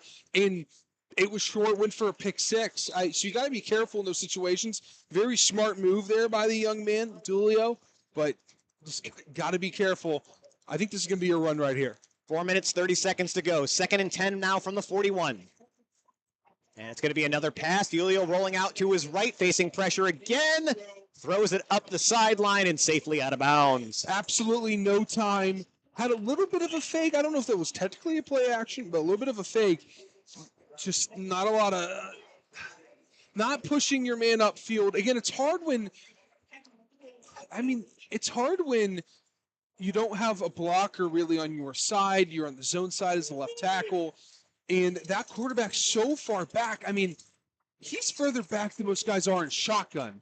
And it's just a tough task if you're a left tackle. 3rd and 10 for Medina. Julio dropping really deep, throws off platform, and it's an interception. The 3rd of the night for Menor. Number 11, Ben Schneck, able to snag that one, and you could tell never really got set on that throw. Didn't get everything under it that he needed. So there's a reason why he didn't get set. They tried setting up that alley screen again. Has worked a little bit, but not there. Oh, actually, it hasn't worked at all. That's the second time they threw an interception. It worked early in the game, but it hasn't worked the last 2 times they've run it. That's the second interception on an alley screen. It seemed like he couldn't find his receiver, put it where he thought he might be, but he threw it way too far, and it found a Cardinal. 1st and 10 from the 38 for Menor. Only been stopped 1 time tonight. They currently lead this one 28-0 over Medina. Going to be a play action. That's tipped at the line, and that's intercepted. Medina getting the ball right back. Excellent tip at the line. And Dylan Pay hauling that one in. Medina's offense makes their way back out onto the field. If you're a defender, you get that ball, you go to your quarterback, hey, we got your back, now have ours. That's what you want to have, and now you have to have balance between offense and defense. In college, I remember that all the time. Offense would be struggling, defense would make a big play. Maybe we're down, maybe we're up. Defense goes up to our quarterback, goes to our running back. Hey, big dog, we made a play. Now we need you to make a play here. Time for you to step up and do your job as well because we have your back. That's exactly what you want to do in offense. Defense has struggled, but that's 2 stops in a row. Yes, they gave up 28 unanswered points, but that's 2 stops now. Offense, opportunity to kind of get back in the game here. Let's see what you can do. Golden opportunity with 4:12 and 45 yards to go. See if they respond now, starting again in Menor territory. Julio going to throw, facing pressure. It's a screen. The back's got it, has a little bit of room up the middle. Tries to make his way back outside and brought down, but a huge gain on the screen for Medina, as they are now at the 25-yard line. This is the deepest they've been so far tonight. Yeah, I like that. That's what the alley screen again. They're not going to expect us to run that play again after an interception, no. But you made the correction, and he did it well. 1st and 10, going to be a run for Yusefik right up the middle. He's going to get them into the red zone for the first time this evening. And this trip to the red zone is brought to you by the Kelly McLean Achievement Center, your private tutoring, ACT prep, college consulting, and athletic recruiting resource. Quick handoff again on 2nd down, 2nd and 4. Going to be close. I don't think he quite got there, did Yusefik? Guys, I like this a lot. They're in the NASCAR set, right? They're looking over to get one signal. These are simple plays. Inside handoff, screen, slant, a Seattle concept. They're running things quickly, not making it complicated. Take advantage of the tire defense. 3rd down, has a man in the end zone, and he's got him. Touchdown, Medina.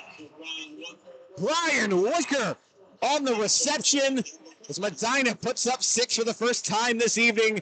Excellent pass there from Julio. You could feel the momentum from Medina shifting after that interception. Again, there's been a couple times tonight they've gotten a break. They had that muffed punt earlier as well that they were able to get back, but this time took advantage of it. Only took 3 plays to get down there and score. Not long. So again, excellent job there by the Bees offense. Is there some life breathed into Medina? Who was the young man that caught that ball there, Brandon? Give me just a moment, and I will let you know. That was Brian, what's your number 6? And speaking of, number 26, Finn Kelps puts that the extra point through the uprights. That's going to make it a 28-7 game now in favor of Mentor, as the momentum starts to shift maybe a little bit onto the Medina side. 3 minutes, 18 seconds to go here in the first half. I think that's all they needed to get the lid off. Now they're probably going to feel very confident now on defense. Again, they've settled in. They settled in, and the offense, it feels like every drive looked better and better and better. And again, three interceptions tonight, that's obviously going to kill you, but that time executed what they wanted to do to perfection. Medina making their way back out here. Going to kick this one away. Two receivers deep for Menor. Got number 20, Dominic Burns, and number 4, Grant Cerny back to receive this one. I thought you were going to say my name there. Kind of threw me off. I'm like, I'll put pads on. Get in there, Dom, yeah. You're in the special teams package. You didn't know that? I have 2 years of eligibility in college. Does that count? Probably not. No, definitely not. I'll go ahead and send an email to the OHSAA and let you know what they say. I'm 12. As long as you got a birth certificate in crayon and a $20 bill, we should be good to go. Medina ready to kick this one off. That ball is booted low once again. Going to force the returner to make a play on it. That bounces off of his helmet, but he does pick it up. Makes his way now up, heading towards the middle of the field. Going to be brought down the 26-yard line. Again, those low kicks are interesting, especially since we've seen really on both sides teams struggling to kind of keep possession of the ball when it's up in the air. So when you got that kind of grounder rolling at you, Dom, I know you probably really haven't played on the returner side of things, but how difficult is it to make a play on a ball when it's just a line drive right at you like that? It's extremely difficult, and you would think you're right, but I played on the front line on the return team, 8th grade, freshman year, and JV and all that. Is that the same year you played quarterback? No, I was like 5. And I'll tell you what, that's scary. They used to always just squib it because kids can't kick it that far. Those are the worst. 1st and 10 now from the 27. Backs got it, bounces over to the near side of the field. Going to get brought down after a gain of about 5. Jackson Farley on the carry. Nearly took out the marker there. You know what? It's my dad has who's a referee in Pennsylvania. He's been the marker a few times. Sometimes we get calls after the game. Yeah, I got ran over as the third down marker, as the first down marker. And those guys, they take a beating over there, and they're mainly volunteers. 2nd and 6 from Menor out of the pistol. Going to be a handoff back this time.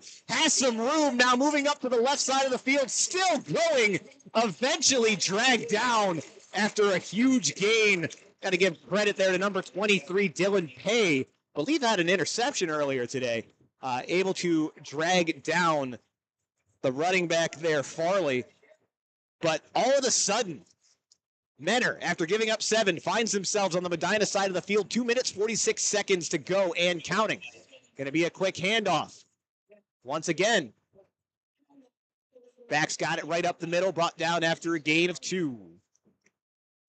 Again, wasting no time. Clock not necessarily a factor here for Menor, but I think we've been seeing this quite a bit from them tonight. Yeah, so this is like their huddle, right? So like a lot of people that aren't familiar with like the way that like signaling works at like high school and college level, which is like pretty common. And I still try to understand it, and I had the no signals.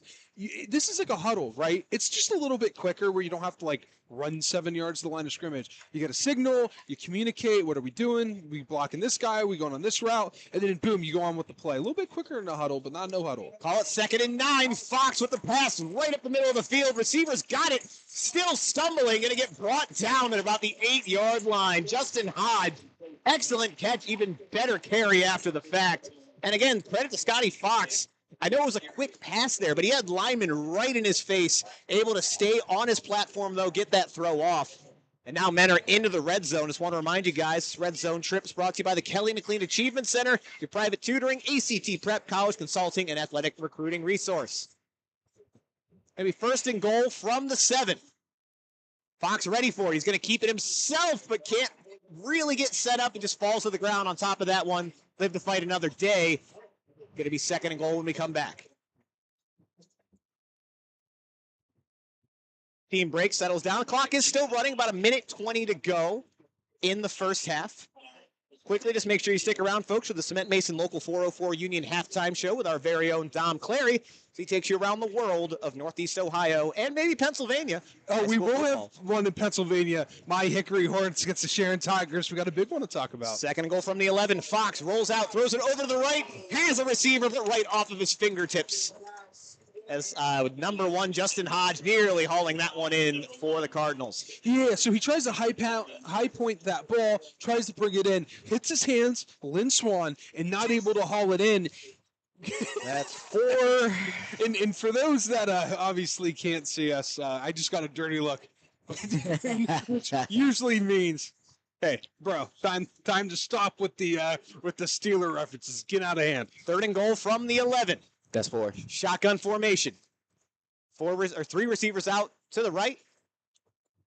1 to the left for Menor. There is a back in the backfield as well. Fox ready for it.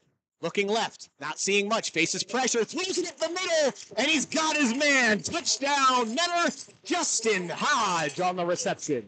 Way to redeem yourself. He falls to the ground, holds the ball in. He's low to the ground. Don't let it hit the ground, though. Brings it into the chest, rolls over on his back. Boom, touchdown. They get that lead back. The connection for Fox and Hodge this game has been extremely impressive. It's been touchdown after touchdown all game long. Again, you got a good thing going. You keep rolling with it. It's been him and then Austin Van Huss on a couple of those deep routes to be able to connect. Speaking of, Huss the holder on this one. He's ready for it. Ball is down. Kick is up. And it is good. I'm not going to lie. I want to see the kicker kick a 50-yard field goal. I mean, from what we've seen so far tonight, he absolutely could. Again, Dylan Tackett remaining perfect on the evening. He is 5 for 5 on extra points. Haven't seen him have to kick a field goal yet, but, I mean, every one of these PATs looks like it'd be good from about 50, like you're saying. Got to give him some credit there. Take a look, see if recruiting has started for the young man. He is a senior. So, coaches, if you're watching, Dylan Tackett. So kickers are weird with recruiting because it's like they don't watch film or like go see them. Like D3, D2, they will. But usually how it works is that these young men go to camps. And the more camps you go to, the better that you do with these camps, the more likely you are to get recruited. I forget who it was. I think it was a Miami kicker. I think it was 2018. Remember, it was my freshman year of college. He never made a field goal in high school. He just went to these camps and got recruited. So that's how a lot of these guys get recruited. And that's why we have so many like good guys that go to the MAC and end up transferring and going to the Big Ten or the SEC. Maybe we're seeing one of these young men that are on their way to D1 level. I don't know. You know, I know Pat McAfee has also mentioned like it was the same kind of thing. It was just camps where he kind of learned how to kick and wasn't even a punter in college, got converted kind of at one of those camps.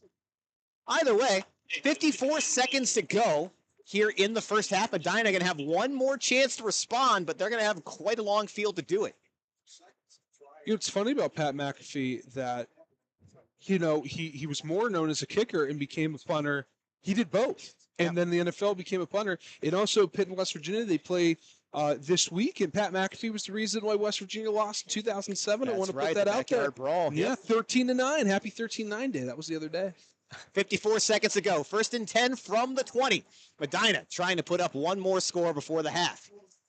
Julio's got it. Looking up the middle, steps up into the pocket, still ready to pass it, throws it up the right side. Receivers got it, hauled it in on the sideline. Excellent toe-tapping catch there by Sidney Lloyd. I like that kid. He's good. He's a lot of talent. I'm excited to see where he progresses. I think, let's check. I think he's a junior. That'd be correct. Yep, Lloyd is a junior. 6'1". Maybe he still grows an inch or two. 1st and 10 now from the 20. 45 seconds to go. Julio's back. Looking again. He's got one man chasing him. Rolling out now to the far side of the field. Still has a man behind him. Throws it. Was looking again for number 5, Sidney Lloyd, but over his head and out of bounds. It'll be 2nd down now for Medina. 37 seconds to go now. Clock does stop on the incompletion. One thing we haven't seen a ton from Medina tonight is big chunk plays. When they have been successful, it's been methodical, so it's maybe a challenge for them, which is weird to say for Medina, because in the past, you know, it's been such an explosive offense, a little bit of a different look this year. But let's see what they do now. 2nd and 10 from the 33. DiUlio by himself, 4 receivers out to the right side, 1 to the left. He's going to roll out near all those receivers, looking for somebody, stops, plants, throws, and out of bounds. See, that's a time where he could have scrambled and gone inside. I mean, he could have gained a 1st down there on his feet. Nearly could have. 3rd and 10 now. And they have 2 timeouts. That would have been a good time. Call timeout. You would have been around the 44, around the 45. Call timeout. Take a big shot. See what you can do. So here's the interesting thing. You got to imagine they're going to throw it. Want to know what Medina's going to do if they don't convert here, if they want to put the ball back in the hands of Menor with any time left. 3rd and 10 from the 33, rolling out over to the right side, has a receiver, shakes his defender, stays up, but I think he's going to be short of the first down. Yeah, give him a gain about 6 yards there. He had it. He had the first down, and he opted to kind of do a LaShawn McCoy and take 4 steps backwards instead of 1 foot forward. Max Myers on the reception there. And I understand it. You're looking for that big chunk gain. 20 seconds left on the clock. You do try to play hero ball a little bit. Again, good job hauling that ball in. Shook that initial defender, too. Could have made the tackle on him. So, again, want to give credit there to Max still. But now going to be 4th down and 4 in an awkward spot of the field. At the 39-yard line, their own 39. 20 seconds to go.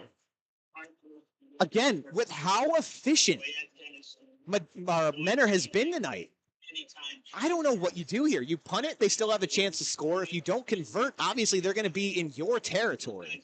What's the answer here, Dom? Punt and hope that you and believe that your not hope, but believe that your defense can hold Menor for 20 seconds, assuming that Menor tries to do anything with the ball, which I don't think they will. I think it's the point like, okay, we're just 7 points away from the mercy roll, and they're going to spread the ball out. Here we go. They are struggling to get personnel where they're supposed to be. It's an uneven amount of defenders on this side. Let's see what happens. 4 receivers on the near side, only 2 corners lined up with them. Julio's ready for it on 4th down, looking to the opposite side of the field, throws deep and overthrows his man. That's going to set up now a 1st down in Medina territory for Menor. 16 seconds to go in the half. Again, with how good Menor's kicker has been tonight, you got to imagine they're damn near in field goal range already. I want to see it. I want to see the kick. I was just about to I say, really do. Darian, my friend, I think you're about to get your wish. Listen, I want to see it with my own eyes. There's 16 seconds left. Let's see what happens here. It's going to be 1st and 10 from the 39-yard line. I say they Offense go is one out play. there. They go one play and then they kick it. Scotty Fox is out there. They have 3 timeouts. Remember, the if you move the chains, the clock stops until the chains are set again. And you cannot run a play until the chains are set. So just to remember that one there. Let's see. They're lined up, ready to go. Shotgun formation for the Cardinals.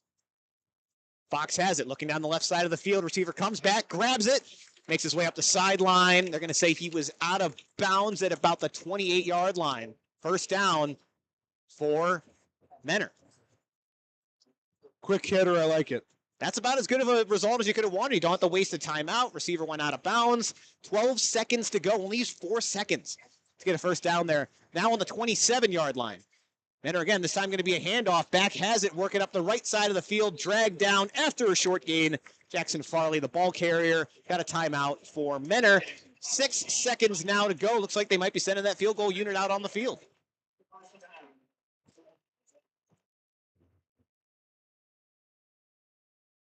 Not quite a 50-yarder. Nope. But we're going to call that, let's see, where he's going to line up. Well, we're like 30. That's 40 plus. Yeah, so for the viewers confused why exactly we're adding another 10, it's, you're counting the yardage in the end zone as well. So you take where he's kicking the ball, so on 30, add a 10, that's a 40-yard field goal. I'll take it. That's close to 50. Don't see that a lot in high school. Dylan Tackett on to attempt the 40-yard field goal. 6 seconds to go in the half. Trying to increase this lead over Medina. They currently lead 35-7. See if Tackett can add 3 more.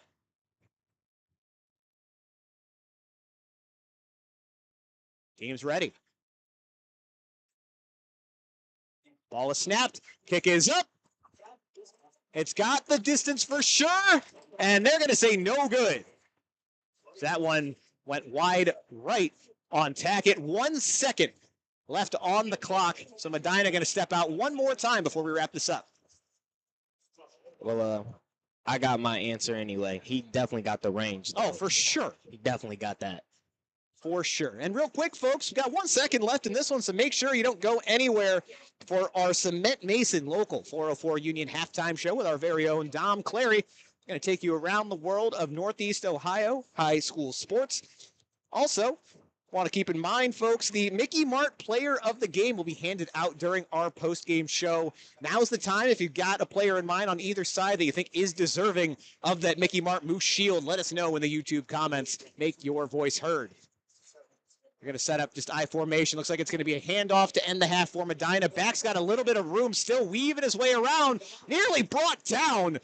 Nice little spin move to stay up, but that's still going to end the half there for us.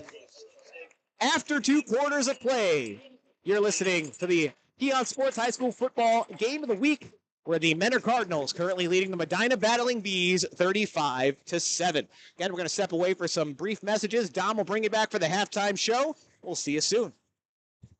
This week's Keon Sports Game of the Week is brought to you by the Cement Mason Local 404 Union.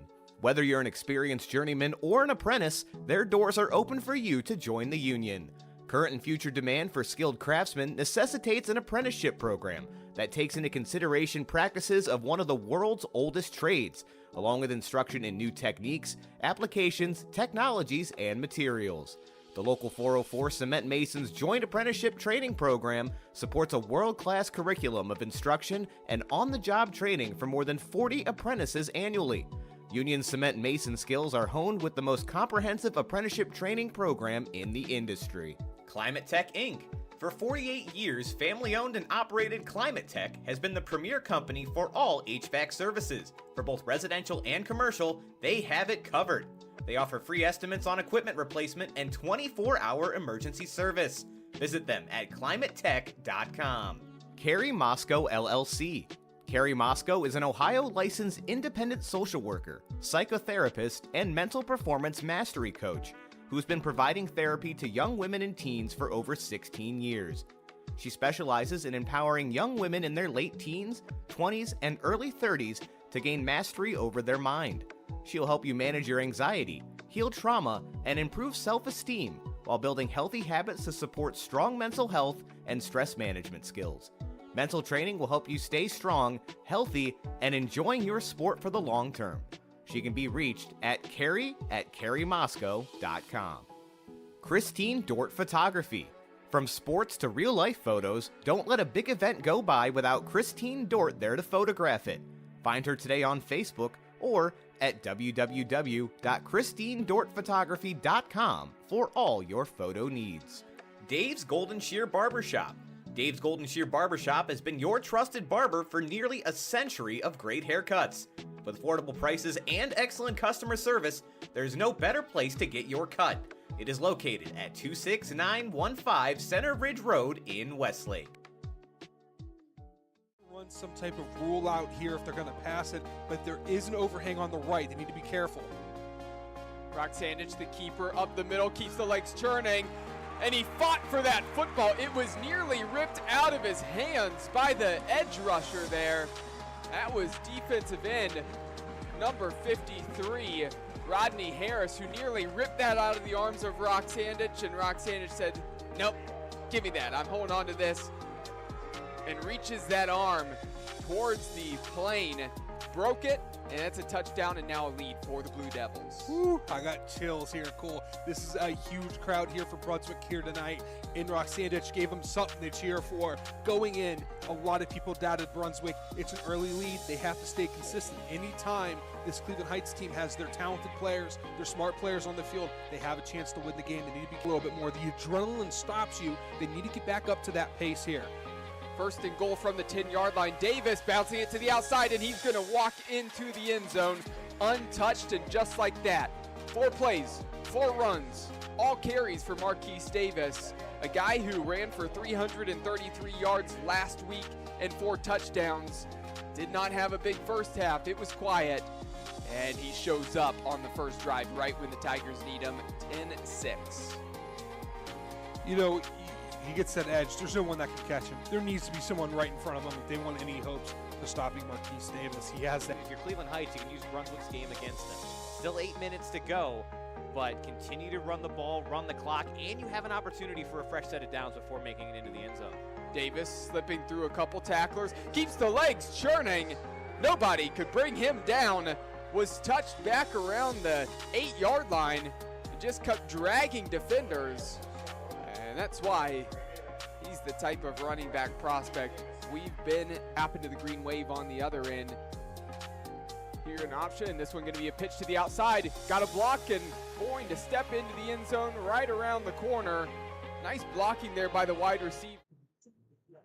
Welcome on into the Cement Mason Local 404 Union Halftime Show. I'm Dominic Clare. I'm the color broadcaster here today, and also your man for the halftime and post-game show. We're going to kick off the Cement Mason Local 404 Union Halftime Show with some scores here for you. As this game, Menor leads the rivals Medina 35-7. Make sure to stick around if you just tuned in. We have more action from this game in the second half, or you can go back and start from the beginning and you'll be able to watch the rest of it. And, when we finish up, it won't shut off on you. You'll be able to keep watching that if you want to see some of the action there in that first half.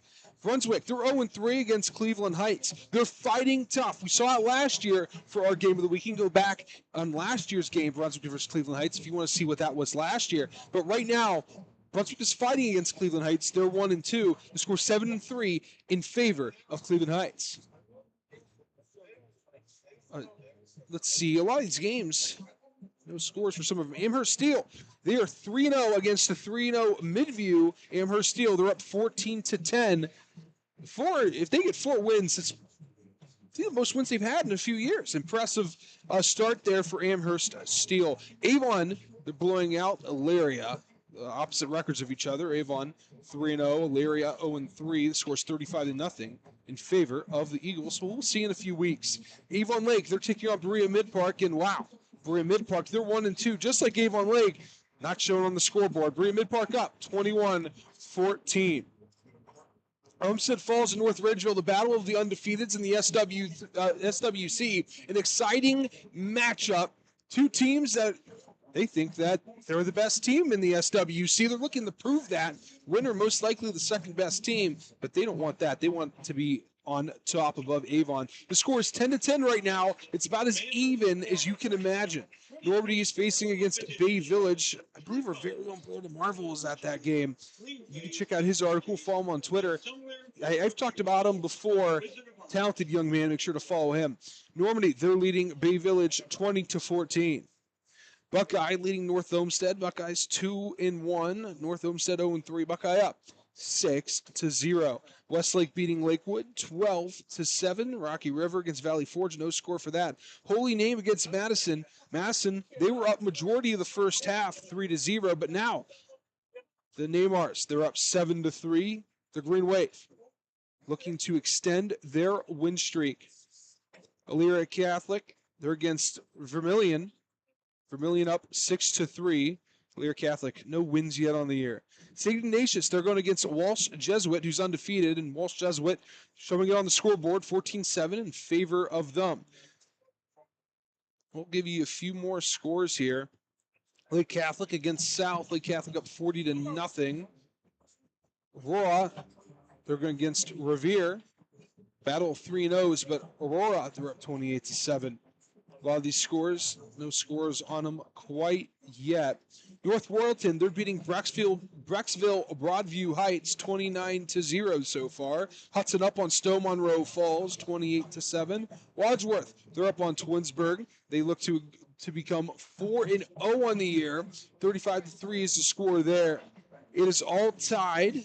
Villa Angelia St. Joseph against Kenston 21-21. Massillon Jackson, they are down to Mayfield 13-7. Just a few more scores here. Let's see what else we have. Canton McKinley, they're beating Glen Oak. The battle of the Canton teams, 15-6 so far. And the last one, well, we'll do a little PA score for you. Really the backyard brawl of Mercer County in District 10. My very own Hickory Hornets. They're losing to the Sharon Tigers thanks to a blocked punt in the end zone, 13-7. It's halftime there. Huge rivalry. If you're not familiar, it's one of the biggest in Northwest Pennsylvania. It was a fun rivalry for me growing up, so got to tell the score there of one of the best rivalries in all of Western Pennsylvania. That is the Cement Mason Local 404 Union Halftime Show. I'm Dominic Clary. We'll be back with more action in about 12 to 13 minutes. So stick around, watch some of these ads, and we'll be back after the break. This week's Key On Sports Game of the Week is brought to you by Earth Flora. EarthFlora.com is the leader in the trade of botanical artificial plants and trees custom made with your vision in mind. Call them today at 440-899-4947 or visit them at www.earthflora.com. Make sure you enter code SAVE5 to save an extra 5% and get free shipping on orders of $100 or more within the inland United States. Lou Grasso Accounting and Tax Services. Your taxes and accounting needs must be handled by the very best, so you can rest easy. You can have that comfort of knowing your money is being handled by the experts with Lou Grasso Accounting and Tax Services. They prepare individual, corporate, nonprofit, and small business tax returns. They also specialize in investment and accounting and managing clients' QuickBooks with over $275 million in assets accounted for. Located in Avon, they prepare your federal, state, and city returns, which includes e-file and direct deposit. Please visit their website at www.lougrassotax.com for more info. Lila Rose by Melissa Sawa. Sick of battling with pesky hair ties that give you a headache, constantly breaking and damaging your hair? Fed up with the endless readjusting because they just won't stay put? The team at Lila Rose is committed to giving you quality, comfortable, and affordable hair accessories and essentials to help enjoy everyday beauty. Find out more by visiting Lila Rose by Melissa on Facebook or online at lilarose.com/MSOWA. Leadership 216. If you're looking to get back into shape, stay in shape, or get in better shape, then your next call needs to be to Leadership 216, as PJ Gordon knows nutrition and how to set you up on the right path. Look them up today on Facebook at LDRSHIP216. Lally's Handyman Service. From deck and fence building to indoor and outdoor remodeling, Lally's Handyman Service has you covered. Matt and his crew have been out to my home numerous times for a multitude of services and have hit a home run every time. Repair, replace, and remodel with Lally's Handyman Service. Give them a call at 216-789-2047. Kelly McLean Achievement Center, the premier resource for high school athletes who wish to continue to play in college. They provide a one-on-one consultative approach to help students determine their needs and goals. Visit them online at kellymac.com. Jenny's Popcorn. You can find their flavors anywhere popcorn is sold, including Giant Eagle and Mark's. Visit them online at jennyspopcorn.com or in person at 38727 Taylor Parkway in North Ridgeville, Ohio. They have everything from butter, cheese, caramel, and everything in between at this popcorn paradise. Jennifer Heron Underwood of Howard Hanna. Jennifer Heron Underwood of Howard Hanna has been an agent for 24 years. She brings her clients' experience and trust with every transaction. She specializes with first-time sellers, senior citizens, downsizing, and right-sizing. From the west side of Cleveland and Cuyahoga County to Lorain County, especially southern Lorain County, she will have you covered. Reach out to her today at Jennifer Heron Underwood at howardhanna.com or visit her online at jenniferheronunderwood.howardhanna.com. JBL Roofing and Construction. JBL is a licensed, bonded, and insured contractor with the experience to complete any job needed for your home or property. Let their team of professionals help you with vinyl siding, windows, roofing, and gutters. Get the job done right the first time and stress-free with JBL. Call them today at 330-677-9463 or visit them on the web at jblrc.com. Irene's Aesthetics. They have skincare for all skin types. They have a variety of facials, peels, microdermabrasions, and dermaplaning. Reach out to her at irene'saesthetic@gmail.com or by phone at 440-455-1621. Infinity Wellness. Infinity Wellness is a premier couture wellness center that provides the most advanced devices, procedures, and products. Our team is dedicated to helping you become more confident in your own skin. From IV hydration and weight loss treatments to hormone therapy, we can certainly provide the wellness center treatments you desire. Call them today at 234-546-1110. Helicopter Crew Entertainment. From weddings and corporate events to MC needs and social gatherings, you will need a great DJ service. How about a grad party or retirement? They should be your first and only call. You can reach them at helicoptercrewentertainment@gmail.com or look them up on Facebook today. Helene Kia. Looking for a new or used car? Check out our guy Jim McConville at Helene Kia in North Olmsted on Lorraine Road. Jim is a member of the auto community for the last 20 years and will treat you right no matter your car buying need. He's an expert at new and used car deals, including trade-ins and financing. Great Lakes Training. Great Lakes Basketball caters to athletes of all ages and experience levels with a wide variety of training techniques. Book your first session today at www.greatlakesbasketball.com or email Coach J at coachj@greatlakesbasketball.com. Gotcha Covered Avon. Their team of experienced design consultants are experts in helping you find the right window treatments for your home or business. Swing by their showroom at 2525 Nagel Road in Avon to see for yourself how they can make your entire living room, or any room, look better with just a few small suggestions and a low cost. You can find them online at gotchacovered.com/Avon. Frankie's Italian Cuisine. Looking for a place to enjoy a post-game meal? Love Italian food?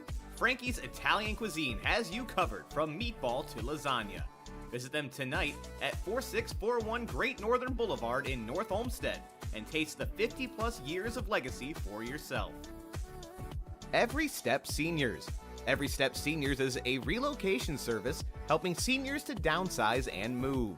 They handle every step of the way, including packing, moving, setup, home cleanouts, donations, and home sale prep services. Look them up online today at www.everystepseniors.com.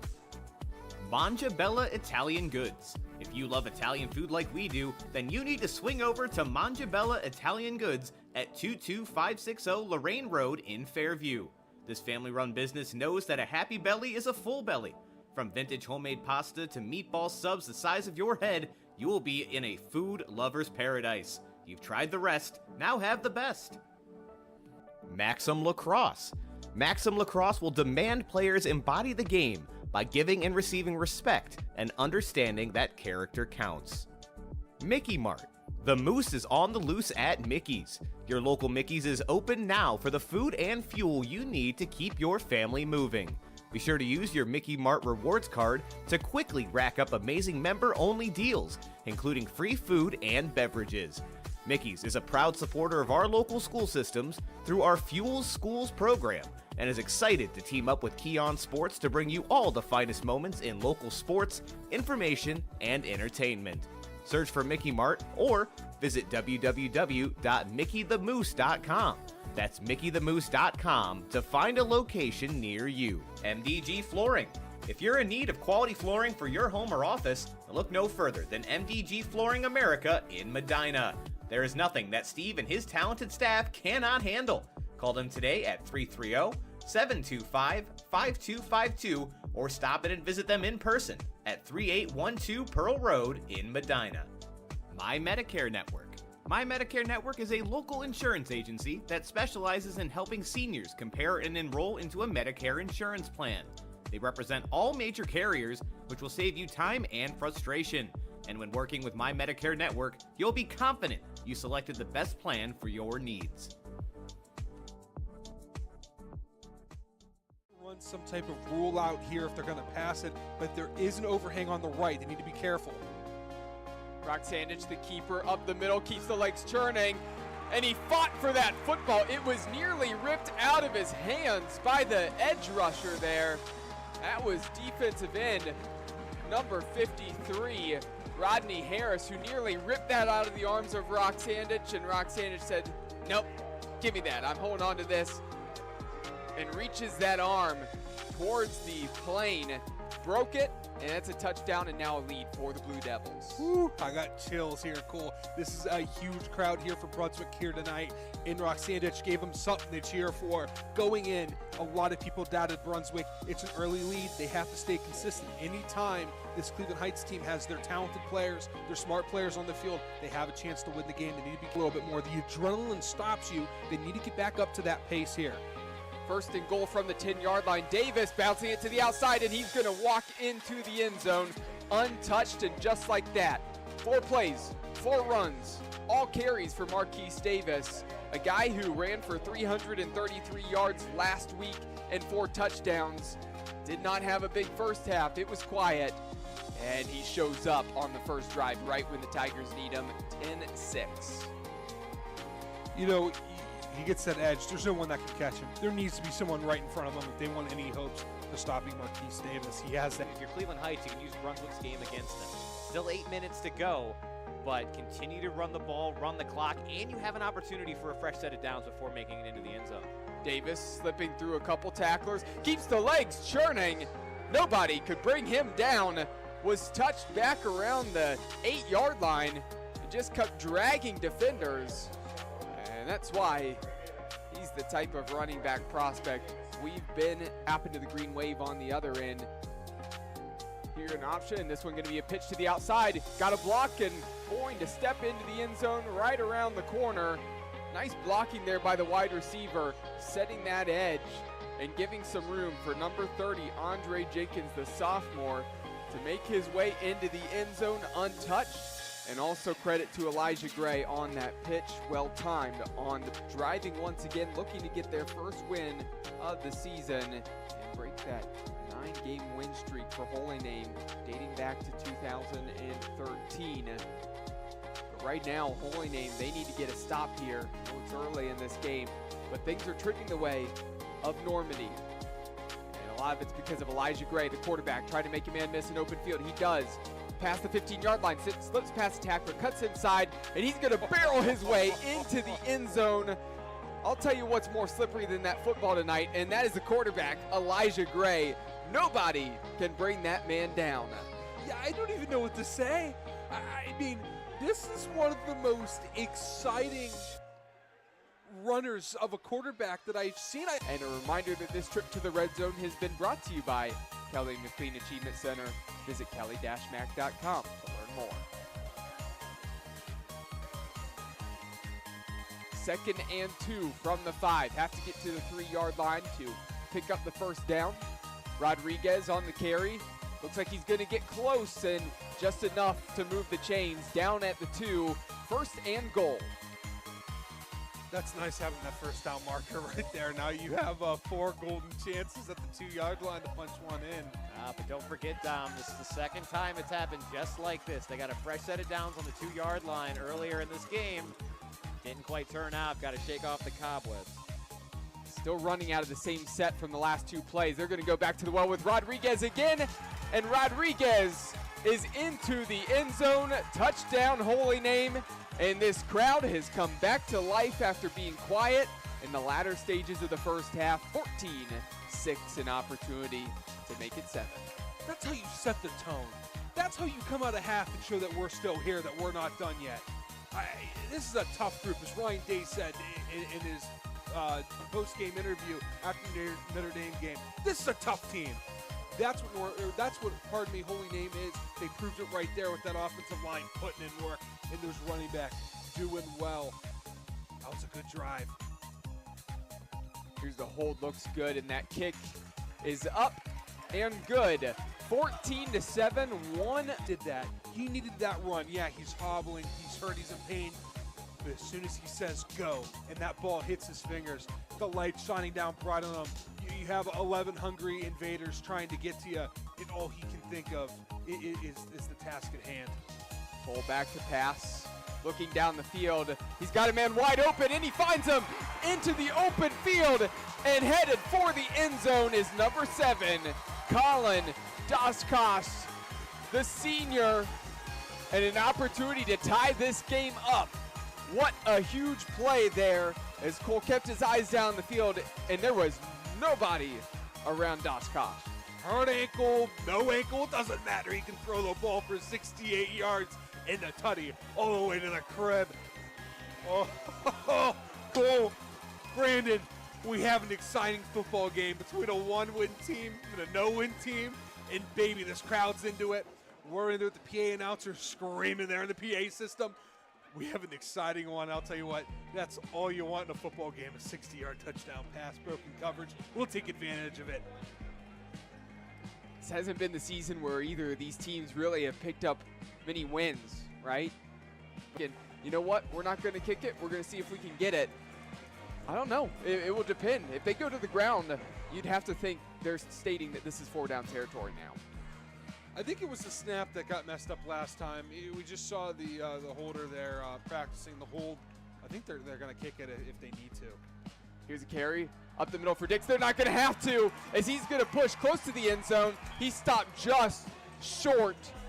That white wall there of the invaders kept him out of the end zone. But that actually might help Holy Name, because even though they didn't score there, they got a first down, opportunity to kill a little bit more clock if they want to here. Here's the run with the quarterback, and Andrew Cole slips through some tacklers into the end zone. Holy Name, their first lead on the night. And welcome back to Ken Duke Stadium for the beginning of the second half of our Keon Sports High School football game of the week for week 4. The Menor Cardinals traveled in to take on the Medina Battling Bees. Menor currently leading this one 35-7. Medina deferred to start the game, so they will receive the ball to begin the second half. Did get a touchdown later in that second quarter. Start putting some up on the board. And they'll get an opportunity to do it once again. As Tackett getting ready to kick this one away. He has done nothing but put the ball through the end zone so far tonight. Let's see if he's got one more in him. That ball is up. It is booming once again, but it looks returnable. Medina's got it about the 5-yard line. Returner looking up the left side of the field, hesitating. Has some space now, though, up on the right side. He's to the 40 and tripped out of bounds about the 44-yard line. First time Medina had a chance to return one tonight, and they took advantage. Camden Skolsky on that return. They got to come out hot, coming out of half. A lot of work to be done. How many touchdowns are down? I'm trying to do some quick maths out there. They're down 4 right now. Yeah, 4 touchdowns. 4, yeah. It wasn't good math, folks. Not good math. Really? I was a history kid. Yeah. But anyway, they have some work to do. Spread the ball out. Let's get moving down the field. 1st and 10, they're going to call it from the 43. Quarterback's got it, rolling to the near side. Going to now tuck it and run as he picks up 4 yards on the play. Not a design quarterback run, a case in Delio keeping that one himself, making it second and manageable. Again, back there by himself again. Medina not going to waste any time. He's got it, looking to the left, stepping now up into the pocket, throws it, got a receiver. Hit at the point of contact, going to be short of the first down, but able to haul that one in. Looks like Sidney Lloyd on the reception for the Bees. Lloyd's been their man. They like him a lot. They try to get him the ball in a variety of different ways, and that's just one of them. Little curl route about 5 yards down the field. And after a short discussion, they're going to give him the first down. Man in motion for Medina, but quarterback's going to keep it himself, working his way up. Another short gain, but there's a flag on the field right around where Delio was hit.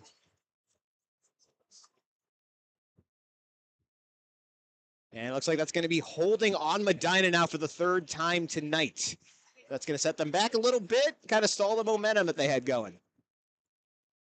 You know, this isn't new. This isn't new that they do this. We saw this last year against Olentangy, where they just struggled to just stop any holding penalties. They were jumping off sides. They had equipment issues constantly, at a point where they couldn't even have their kicking team out there because they just couldn't field the right personnel.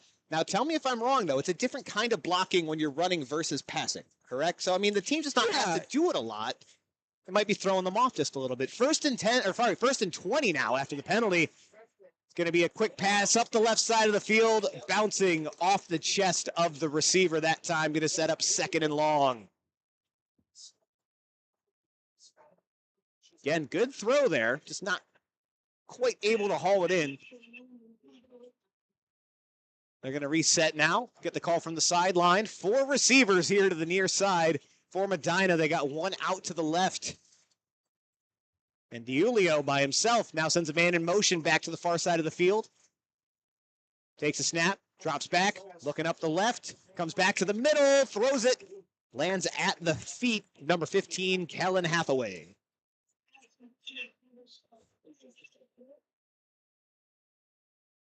I do apologize. I think I had the wrong number on that one. Jackson Riffle, the intended receiver. By the way, I think we can grow to appreciate this uniform matchup. The all green, a little bit of yellow on the sleeves, the white helmets versus the silver helmets, white jerseys, classic combo. 3rd and 20. DiUlio's facing pressure, and he's brought down in the backfield. Not a turnover on downs, but it'll be 4th down for Medina. Punt team's going to come on. Excellent defensive stop there for Menor. Number 8, Spencer Behringer in on the tackle. Good job there by the young man. Celebrated with his with the coach. Coach fell to the ground. Knock that man over, man. Headset shattered. He is still trying to figure it out. The wiring's all over the place. Hopefully it still works. Hopefully they didn't break the equipment. Punt is low and away, going to bounce right at midfield, but returnable for Menor. Going to head out to the outside, but ends up losing more yards than he's going to gain there. Hard hit brought down as well. Number 55, Tommy Prock, brings him down for a loss rather. Justin Hodge, the returner for Menor. So nothing on the scoreboard for Medina. Started off well, got a quick first down, but then again, holding penalty killed him. Right now you have a Menor team. They've been on fire. They've been blocking well. They've been running their routes perfectly the way they've been designed. The run game, it's had its moments. It's done well when it needs to. I'm sure they want more yards per average. Wide receiver screen out to the right side.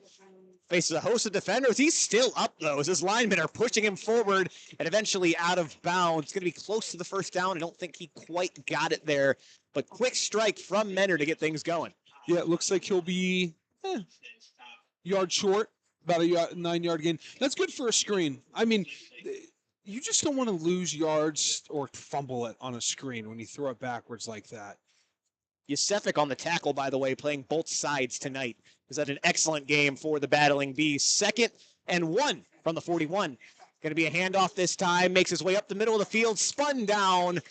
But after he's able to pick up the first down, Jackson Farley on the carry. Again, like you said, the run game hasn't been spectacular necessarily. He did have that one big breakaway run earlier in the game, but it's been steady. And anytime it feels like they've needed a short yardage pickup, he's been there to get it for him. Yeah, just the one thing I'm concerned about with the offensive line, with the run blocking, Farley, with it, is that they're good for the big gains, but I like to see more on average. I like to see 4, 5 to 6 on average. They were averaging more to 1 and 2 in the short game. 1st and 10 from the 46. Quick pass up the middle of the field. Shakes off a defender. Has a couple more to beat. Eventually brought down at the 20. Number 16, Austin Van Huss with the physical run after the catch. And that's going to put us into the red zone for Menor. Just a reminder, this trip to the red zone brought to you by the Kelly McLean Achievement Center, your private tutoring, ACT prep, college consulting, and athletic recruiting resource. Menor hurries up to the line now, 1st and 10 from the 20. Shotgun formation again. Going to be a keeper for Fox, making his way up the right side of the field, but brought down at the line of scrimmage. Good open field tackle there by Medina. Yeah, he's a fast kid. He seems to, like, his body, like he moves his arms quicker than his legs are moving. It seems like the defense gets to him rather quickly, but he is a fast kid. Not able to gain anything there, though. In there, it's not like even in like an offensive line thing. You'd like to see that backside guard, move to the second level, but it's hard when the outside linebacker sniffs it out. That's just a hard job for the left tackle to get there on time. 2nd and 10 now, 8 minutes, 30 seconds to go here in the 3rd quarter. Fox has it again, looking to the right side. Quick pass out. Receivers got it. Down on the ground after a gain of 5. And pardon me, I said left tackle, I meant right tackle there. That's a nice little curl route. Throw it on the outside shoulder, falls down, stays in bounds. Clock keeps going, tick, tick, tick. That's exactly what you want. Just good execution there by the Cardinals once again. This team, they know how to execute on a consistent basis. Third down's been money down for them. It seems like it's third down and medium. They score a touchdown any given time. Smart team, especially on third downs. Justin Hodge on the reception there. 3rd and 6 from the 16 for Menor. 3 receivers out to the left, 1 to the right. Shotgun formation. Got Farley in the backfield again. Fox is going to take it, though. Looking over the left. Fires. Got a man up the middle of the field. He's going to sneak in. Just enough for the touchdown.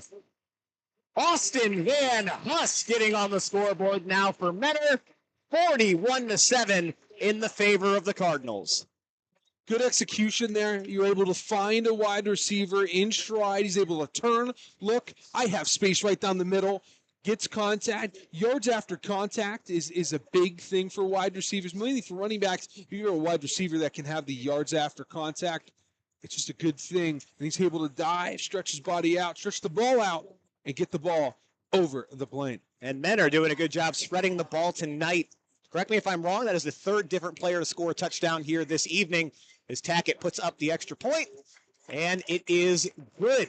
That's going to make it 42-7 in favor of Menor over Medina. That will also start the running clock once we get this ball kicked off. So not the way you wanted to start the half for Medina. We'll see what happens here now, as we now have people rooting for the 50-50 raffle. I've gotten to that point in the game here. But, again, Medina, relatively young team. I know I said they weren't because they had juniors and seniors, but still a lot of juniors on this offense that are going to be able to take this year kind of as a learning experience, come back. Not the way you want to start conference play, but still showing a lot of promise here, still showing that they can run that offensive system that they're so used to. It's just a matter of getting everybody comfortable in their roles as the season goes on. Yeah, I just think it's a matter of fact of they're just not there yet. You have a team in Medina that is, when you wear the white helmet with the M, with the honeycomb design on the stripes, you know what you're expecting. You're expecting high octane offense, throwing the ball, stretching the field. This team isn't with that identity yet. They'll get there.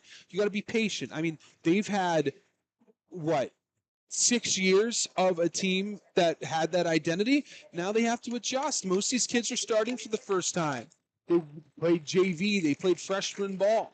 And now they're throwing into the spot into their 3rd year, and they're still working. They're still trying to get there every day. Next year, this team's going to be bigger. They're going to be stronger. They're going to be faster. They're going to be smarter, which is probably the most important thing out of all of those things. They're going to understand their playbook a little bit better. They're going to understand defensive coverages better. But Medina's going to improve. This isn't the final product of these young men. It's a young team. They will improve, but right now, Menor, they are at a level where they want to avenge the mistakes of last year's playoff run, and they want to make a run, and they think they can do it. 1st and 10 for Medina. Going to throw it right away. Deep pass down the right side of the field. Had a man. Had to jump up for it. Not able to quite haul that back in. Good throw, though, from DiUlio there. Put it where only his man was going to be able to get it, but again, tough catch to haul down. You know who used to be really, like a pro that used to be really good at that? Terry Bradshaw's in the Hall of Fame just because he was able to put it where no one else could get it. When you have like a Lynn Swan and a Stallworth, that's all you have to do. Let's see, 5 now, 5 minutes, 46 seconds to go as the Pittsburgh Steelers mentioned tally continues to go up. 2nd and 10 rather for Medina. Try to find a man up the middle of the field. That was off target. Bounces around the 30-yard line. Going to set up 3rd down for Medina. Medina trying to drive down the field here, get rid of that pesky running clock. 5 minutes, 25 seconds to go and counting despite the incompletion. That is the rule in OHSAA. If you're not familiar, a 35-point lead will start a running clock. 3rd and 10. And we've got a flag on the field. And it looks like actually encroachment on the defense. So a break here for Medina. They're still discussing if the initial indicators at least. Yep. Encroachment on Menor. So it's going to set up a little bit easier time here. 3rd and 5 for the Battling Bees. Medina needs this. Absolutely. You got to put something together. 4 minutes, 48 seconds now. Still third down, 2 receivers stacked to the near side. And it's going to be a handoff. Back makes his way up, but is stood up just past the line of scrimmage. Yusefik on the carry again. Not going to be enough, but it looks like offense is going to stay out there for Medina. The second down play, what was that? Sorry, I'm communicating here with a bunch of different things. Second down was just an incompletion up the middle, and then there was a encroachment penalty on Menor. All right, thank you. 4th and 5 now for Medina, electing to go for it. 3 receivers out to the right, 2 to the left. DiUlio trying to get this offense going. Still deep in their own territory on 4th down. He's got it, looking to throw, has a man just over the top, though, not able to haul that one in. Kellen Hathaway, the intended receiver. Teams are staying out on the field for the time being.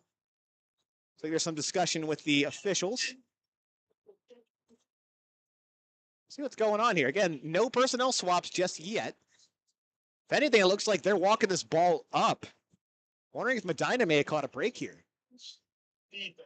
And yes, they did. Pass interference on Menor, so the drive stays alive for the Battling Bees. Ooh, they get a second chance on the down. So that was big, and it was really stalling things out to start that one. They're going to walk this one up quite a bit. So maybe the little bit of a break they need to get things firing. 3 receivers bunched together on the near side. 2 to the far. DiUlio by himself. He's going to look to throw again, looking up the right side of the field. Throws it, has a man with some space. Nice little juke move now out to the left side. He's to the 20, the 10, 5, touchdown, Medina. Electric run after the catch by Sidney Lloyd, the junior wide receiver for Medina. There goes the crowd.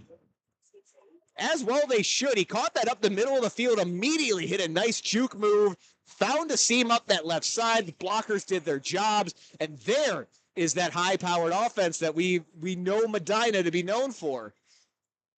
Putting some points up off the board that will stop the running clock as we wait for the extra point. Try to make this a 4-score game. Ball is down, kick is up. And it is good. So 2 minutes, 56 seconds to go here in quarter number 3. Menor still leading Medina 42-14. And now, Dom, as we get ready to shift things over, obviously, make sure you stick around for the post-game show brought to you by the Cement Mason Local 404 Union, where we'll name our Mickey Mart player of the game, kind of recap the things that we saw, preview where we're going to be heading next week. But on top of that, folks, make sure you're checking the website for everything high school football sports related, tionsports.com. We've got 20-plus games covered again, so all those recaps will be hitting the website shortly after we wrap up tonight. But in addition to that, we've got college as well. We've got this little thing called the MAC, the Mid-Atlantic. Wow, I almost completely butchered that. Midwest Athletic Conference. Right? Yes. Jeez, I panicked there for a sec. So we've got MAC coverage. The Mid-American Conference. Mid-America. Wow. All right. This is why I'm not in charge of our MAC coverage. But you know who is? It's Dominic Clary. And it's a big weekend for the MAC. Obviously, last week, huge week as Bowling Green able to hang tough with Penn State. And then, of course, Northern Illinois taking down Notre Dame. Got another big slate this week, though. The most, and tell me if I'm wrong, the most MAC games that we have had covered so far this season. Dom, why don't you preview that for us a little bit? Yeah, so we've had 3 games the past few weeks. It was 2 week 1, 3 just a week ago. Now we have the most of 5. Brandon Marvel, he'll be taking the drive to watch Akron against Colgate, who have written coverage for that. We have an intern at Ball State, an intern at Ohio U. And there's a game I'm missing. We also will have the Victory Bell, the battle for the Victory Bell. Miami, they'll host Cincinnati for one of the last times ever. Cincinnati, they're a little scared of the Red Hawks. They don't want to continue that rivalry. I was going to say. And I will be at Buffalo. Is Buffalo, will they looking to welcome the newest members of the MAC? UMass, they're not in the MAC yet. They're still independent. But this is the most coverage that we're going to have. We're really excited about the content that we're delivering. First time that we've had more than one intern, and it's going to be really good. Tomorrow's going to be a great day for MAC coverage at Can Sports. 1st and 10 for Menor. They've got a back running right up the middle of the field. Going to pick up a first down and a little bit more. Number 20, Dominic Burns on that carry. And then just to kind of wrap that up, I know Northern Illinois is kind of the toast of the town right now, but your MAC rankings came out earlier. It was earlier today, last night. I know it was recent. It came out at midnight. So Midnight. There we go. So despite the records, you mentioned Miami. You think they may still be the best in the MAC? Yeah, so I think that they're up there, right? It's hard for me to say that they're the best. I believe I had them number 4, and that's a pass incomplete. But I had them number 4, so if I can remember correctly, my own power rankings I spent all day working on. I have NIU at 1. They deserve it. When you're ranked in the MAC, you're the best team in the MAC. Unless there's another team ahead of you, then it's not 2002. It's not Bowling Green in Miami, Ohio ranked. That's not the case. It's NIU. They deserve it. They have the week off, so they'll probably be there for another week as well at the very least. Right below them's Toledo. You win 2-0 games. Doesn't matter who you play. An FCS team in Duquesne, then they play UMass in a game where they gave up a few points but still had a pretty deciding victory. They get that second spot. Miami's only played 1 game. They're 0-1. They have one of the hardest non-conference schedules that you can have. They started off with Northwestern. They get the loss. They fight with them but not able to put a lot of points on the board. They have the off week, which is really hard to have an off week, week 2. Week 3, I'm not remembering who they're playing week 3, but they have a tough – no, they have Cincinnati for the victory bell. And then week 4, I will be there as they will take on Notre Dame. And that is not an easy battle. Yeah, NIU did it, but not everyone can do what NIU did at South Bend, Indiana. So I believe that they're still the 4th best team in this conference right now. And I did have some things. I mean, Ball State's 1-0, and I had them ranked 10th. So it's again, these power rankings aren't who has the best record or who put up the most points. It's purely of who I think is the best team in the conference and where they rank. And again, you can make an argument that Akron's the worst team in the conference, not Kent, but I have it the other way around. I have Akron at 11, Kent at 12, and I have my reasons why. You can always go on the website, keonsports.com. If you just click on the MAC icon, you can find all our MAC coverage, and you can find my power rankings each week. 3rd and 15 now for Menor. A broken play and a penalty setting them back. Almost able to pick all that back up. Justin Hodge, the intended receiver there. Well defended, though, by Medina. Going to set up 4th down for Menor. And as Dom mentioned, obviously all the high school coverage is going to come out tonight, tomorrow morning, including our scoreboard article from Cole McDaniel. If you want somewhere to check all of the scores from around the state, that's the place to do it. Then Saturday, settle in. Got a good college football slate again. Dom with the MAC coverage. Make sure you're looking out for those recap articles as well. 4th and 15. Sorry, go ahead, Dom. And you know what, Brandon? We go to these games, right? Again, we won't have our intern going out to Miami, Florida to watch Ball State against the number 10 team in the country, but we will have live coverage at Ohio. As I believe they're going against Morgan State. We will have live coverage at Akron, at Miami for the Victory Bell, at the University of Buffalo. I travel every week. As soon as we get done, I go in my car and I drive to where I have to go and I stay the night. We spend a lot of time on this coverage and we hope that, that you follow the MAC and you appreciate the coverage if you appreciate these teams. We take a lot of pride in this. And again, we're a local outlet. We cover Northeast Ohio high school football, and we're branching out to first to start off with just Kent and Akron, really. Every week I was going to one of those schools. Ryan Struhar, who doesn't doing work for us now, but he goes in and out helping us out. He'll help me out during basketball season and the end of football season. We do a lot of good work. Go out and check out those articles because a lot of our interns, don't be surprised if you're reading the newspaper one day and their names pop up. So go in and look at that because we have a lot of young talent that is doing some great things on these college campuses that they go to. They take a lot of pride in the schools that they go to and the coverage they provide their schools. As they should. A lot of talent coming through Keon Sports. A little too late this year, but we have an internship program every year. So if you or one of your kids are heading into college next year, something to keep an eye out for. We start recruiting, February, March every year. And again, another talented crop of interns in 2024. And we're always looking for sponsors as well, Brandon. If you or someone is an Akron grad, a Kent grad, a Buffalo grad, OU grad, Miami grad, Bowling Green, Toledo, NIU, Ball State, one of the Michigan schools, UMass at this point, because UMass will belong to the MAC. you can be sponsored. We have multiple different packages. You can find me at Twitter, Dominic Clary. You can find my email under the same name with Dominic Clary 50, or you can reach out to Vince McKee directly, and we can talk about possible packages of sponsorships. So make sure to reach out if that's what interests you. And folks, I know you're probably tired of hearing us do self-promotion and things. We had a little bit of confusion on the field, so Yeah, we're we're not missing anything. Yeah, we're buying time. So it looks like there was a penalty on the kickoff, so that's actually going to push Medina forward here a bit. Looks like they're going to get that ball right around midfield to start this off. Again, Menor stalling out on that last drive. They had a penalty early, a broken play where quarterback really didn't seem to know where the receivers were going. This communication breakdown from the jump. So they were forced out fairly quickly. Now Medina right at midfield, looking to put some points up. 2 minutes to go here in the third quarter. Medina still trailing Menor 42-14. Whistle blows. Julio's ready. Sends a man in motion over to the near side of the field. Takes it. Looking up the right side. Now going to roll right. Still looking. Keeping his eyes downfield. Plants. Stops. Throws it. And just goes out of bounds. Really no receivers near that. But I don't think they're going to call that grounding as he was out of the pocket. But yeah, nobody anywhere near that ball. It passed. It also passed the sticks. He was way out of the pocket, almost out of bounds. Not be intentional grounding. Good work there by the young man of buying time, trying to find someone. And you know what? Let's just play for another down. Hey, there's been a few times where he's been forced to run a little bit, but he always keeps his eyes down the field, looking for someone to break open. Veteran move for the junior quarterback. It's now going to be 2nd and 10, facing some pressure. Throws a dart down the left side into danger. And it looks like Menor may have come away with that one. And they did. Interception for the Menor Cardinals. Got to figure out who made the play there as everyone's dapping each other up. Defense is excited, as they should be.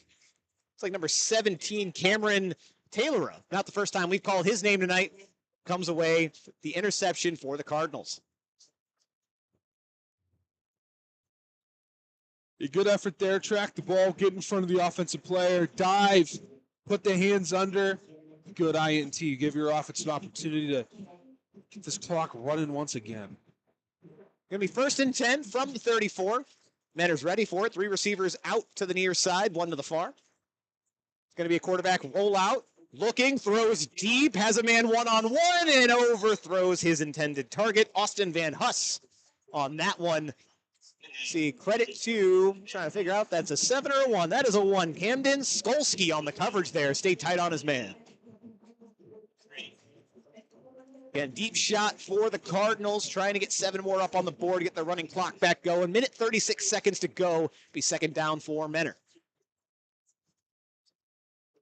Team's ready, sets, 3 receivers out to the left once again. Fox is ready, going to be a handoff and brought down immediately as the running back.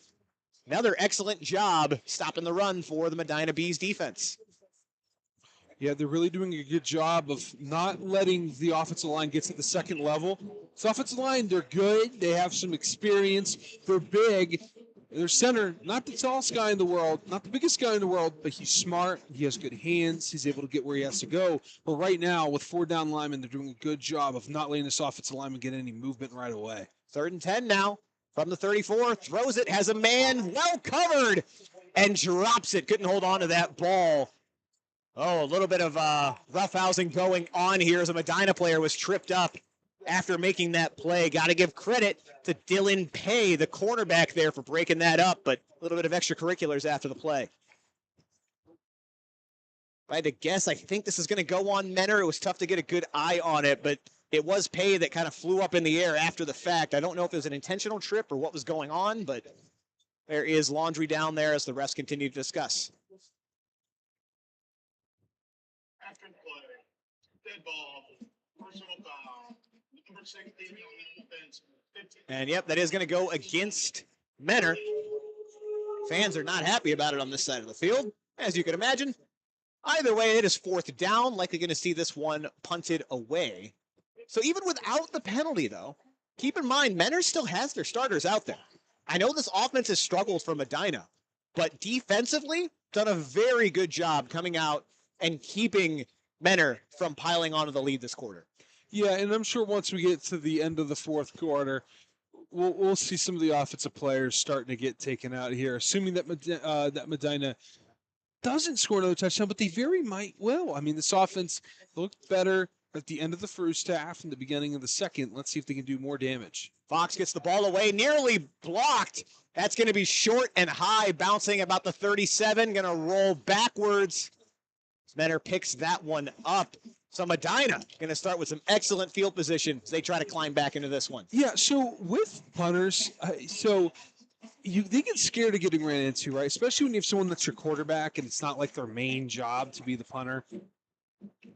All you got to do is redirect them. If you can get into the grill of the punter, you don't have to put your hand on it. You just got to get your hand near it. Got to be like Shane Battier playing defense in the Spurs in 2013. You don't got to block the ball.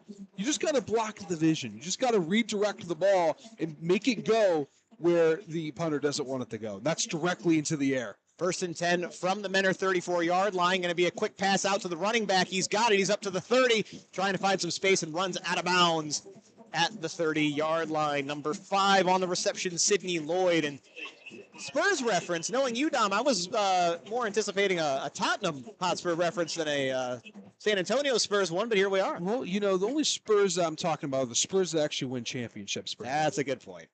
My boss is based in London. She is a massive Tottenham Hotspur fan, and boy, it is fun being able to talk trash constantly.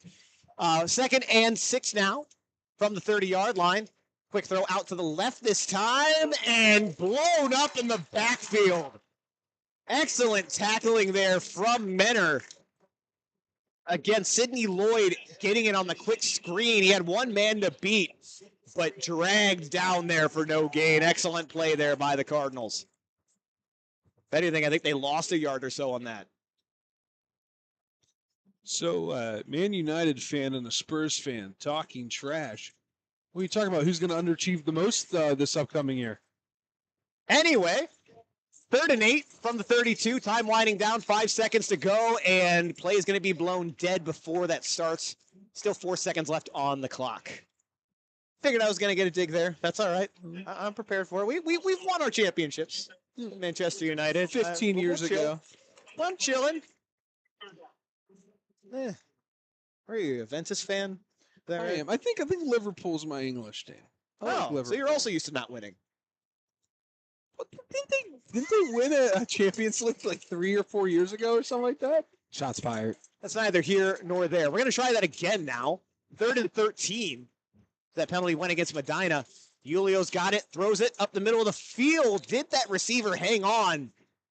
He did. Excellent catch. That is a great catch. Kellen Hathaway hauling that one in. That's going to do it for us for the 3rd quarter. Listening and watching to the Keon Sports High School Football Game of the Week. The Menor Cardinals currently leading the Medina Battling Bees 42-14. We'll be back after these brief messages. This week's Keon Sports Game of the Week is brought to you by Realtor Marlene Bloomfield. Marlene will go above and beyond to provide the highest and most professional services to you and your family with all of their home buying or selling needs. She wants to help you find your new forever home with ease. She is a fantastic realtor and genuinely has your best interest in mind. She can be reached at 440-822-0611 or swing by and visit her in person at 26107 Detroit Road in Westlake. Nancy's Main Street Diner. They only prepare your meals with the freshest ingredients. The dishes are made to order as they never use heat lamps and they take no shortcuts whatsoever. They're located at 426 Main Street in Grafton, Ohio. Nancy's Main Street Diner is your choice for all 3 daily meals.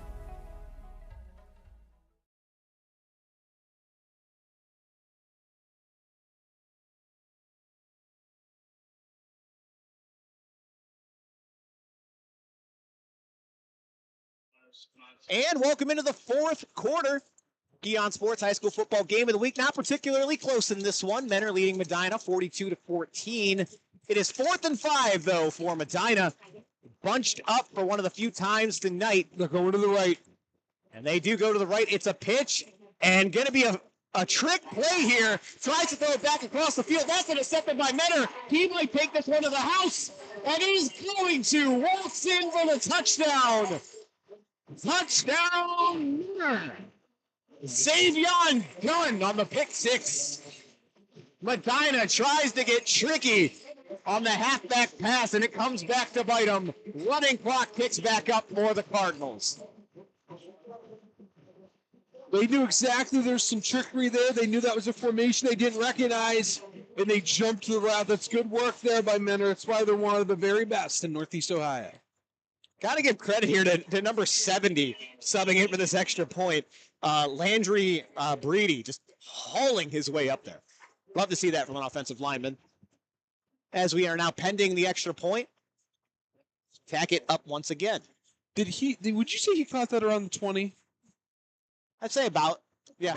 Sounds about right. So should we reward him 80-yard interception? I would say that we'll do that. Well, folks, not that we particularly got there, but any trip to the red zone is brought to you by the Kelly McLean Achievement Center, your private tutoring, ACT prep, college consulting, and athletic recruiting resource. That pick six now makes it Menor 49, Medina 14. Again, Medina starting to drive there, nearly into the red zone, just couldn't quite do it. Fourth interception on the night for the team. That time, credit it to the halfback, Brian Wutcher. But, man, this is pretty much wrapped up at this point. Wouldn't be surprised if we start to see subs come in for Menor. I think they've kind of put their stamp on this. The offense looked great, despite a couple of stops in that third quarter. A lot of good things to take away if you are a Menor Cardinals fan. Folks, as we get reset, keep in mind a couple things. The Cement Mason Local 404 Union post-game show will be coming up after this as Dom and Darian recap the night's action and also present the Mickey Mart Player of the Game Award. And folks, obviously looking like this is going Menor's way. If you have a player that you think is deserving of the Mickey Mart Player of the Game Award, let us know in the YouTube comments. Get those votes in. We take everyone into account. And really, for Menor, a lot of players getting involved. This is not an obvious one, folks. So if you think someone's deserving, whether it be a receiver, running back, quarterback, offensive lineman, give them some love. We've given that award to an entire unit before on the offensive side. Make sure you let us know who you think the Moose Shield should go to this week. It's not officially the Moose Shield, but I think that's what we're rolling with. It's the Moose Shield. It is most definitely the Moose Shield. That ball was booted into the end zone once again. Darian pointed out that it looked like Captain America's shield. 100%. So that's what we're going to call it. I love it. I love Listen, flag on the field again. Darian is the keeper of the shield, which means he gets to name it. That's fair. You are so right. Oh, my goodness. I'm sure Mickey Mart will approve. They love it so far. I hope so. We're getting that photo good. Oh, man. So, again, looks like a flag on the field. They're going to get that sorted out. I'm going to tell you guys about one more thing as well. It is football season, folks. If you're watching this, you're probably a football fan yourself, right? Got college, we got high school, and then, of course, the NFL is back as well. And not only do we have written coverage for you all the time at Keon Sports, a couple podcasts you should know about. The Climate Tech Inc. NFL Prediction Show with Vince McKee and Cole McDaniel. Make sure you check that out every week as they go through every single game, give their predictions, keep track of their records all throughout the year. They're usually pretty neck and neck, so very entertaining watch there. And then, of course, we have By the Playbook, which is my personal pro football podcast this year. It's me and Michael Turnivan giving you commentary on everything NFL, obviously highlighting whatever the Browns happen to be up to, which, boy, if you haven't listened yet, we've got some strong thoughts on the performance against Dallas, so make sure you tune into that as well. By the Playbook and the NFL Prediction Show, both on the Keon Sports YouTube channel. 1st and 10 now from the 10-yard line. Penalty backed Medina up, so they're going to have a long way to go here. Throw up the right side of the field. Receiver open on the quick pass. Going to get brought down at the 12-yard line. Number 5 on the reception, Sidney Lloyd. As we go throughout the night, Diolio has been going to Lloyd more and more, kind of making himself a nice little safety valve in this offense. Might as well. He's your get-out-of-jail-free card, and he could definitely get you the first down if he needs to. 2nd and 7 from the 13. Shotgun again. Quarterback's going to roll out to his right. Throws the ball low, and they're going to say no catch on that one. Number 14, the intended receiver, Beckett Vogren. Just put that one a little bit off target. Receiver was open, but got it just a little bit too low for him to be able to scoop that one up. 3rd and 7 as the clock continues to run. 9 minutes, 50 seconds to go in the game. Clock continues to run despite the incomplete pass. You know, there's another podcast, Talking Action, that is also included into the MAC coverage. I didn't know if I was supposed to enter that in earlier or not. Intercepted again. And I don't think they're going to give it to him. We're going to see. It was close. I don't think they're going to credit. Either way, great play by number 2, Gavin Briggs for Menor. Had the play on the ball there, just didn't quite scoop it up. Punt team's going to come out for Medina. But yeah, did not mean to. No, you're good. You're good. Don't apologize. But I didn't know if I should have plugged that in earlier. So Talking Action's on the YouTube page. You can check that out. It's usually just me. Ryan Struhar's going to be joining me soon. That's all. Didn't mean to jump on that there. But how dare you? Yeah, how dare me? Self-promotion on this broadcast, who could ever? In a 49-14 game. So that punt is away. Good kick, gonna land and roll. Take a nice Medina roll down to about the 42-yard line where they're gonna stop that. Good punt again for the Battling Bees. They haven't been the most aesthetic punts, but it seems like they're getting that good forward roll every time and doing everything they can to kind of put Menor in the worst field position possible. They don't got to be pretty. They just got to go where it's supposed to go. Yeah, and there are no pictures on the scoreboard. But there are on our broadcast, which you can go back and watch after this game is completed if you happen to miss part of the game. You can even rewind it, folks, if you're just getting in now and want to see how we got to the point that we are at, which is 49-14 in the favor of Menor. About 8 minutes to go in the game. But again, this will be available after the broadcast as well for anyone that wants to go back and watch. 1st and 10 now for Menor, new quarterback in the game. Going to be a handoff right up the middle, brought down after a very short game. Looks like number 13, Brogan Jones, the sophomore quarterback now in for the Cardinals. So the next generation of Menor football now out on the field. As again, very sizable lead in this one. 7 minutes, 30 seconds and counting. Be 2nd and 9 when we come back. Again, rivalry game, despite the fact that Medina seemed like they were out of this relatively early in the game. Crowd continued to bring the energy when things did start breaking their way at points. Is going to be another handoff as that running back is met by a host of defensive tackles of Medina.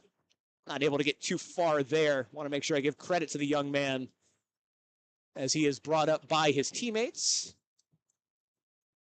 Trying to read on that number. Looks like number 18 on the carry. Sam. Oh, man. Corninochi? That's a tough one there, Dom. Number 18 for Menor. I do apologize. Anytime you get into the game, make sure you at least mention your name. But he is a senior. Cornacchione. So if anybody can help me on YouTube, please let me know. Did you see? 3rd down, quarterback going to be another run right up the middle for Menor.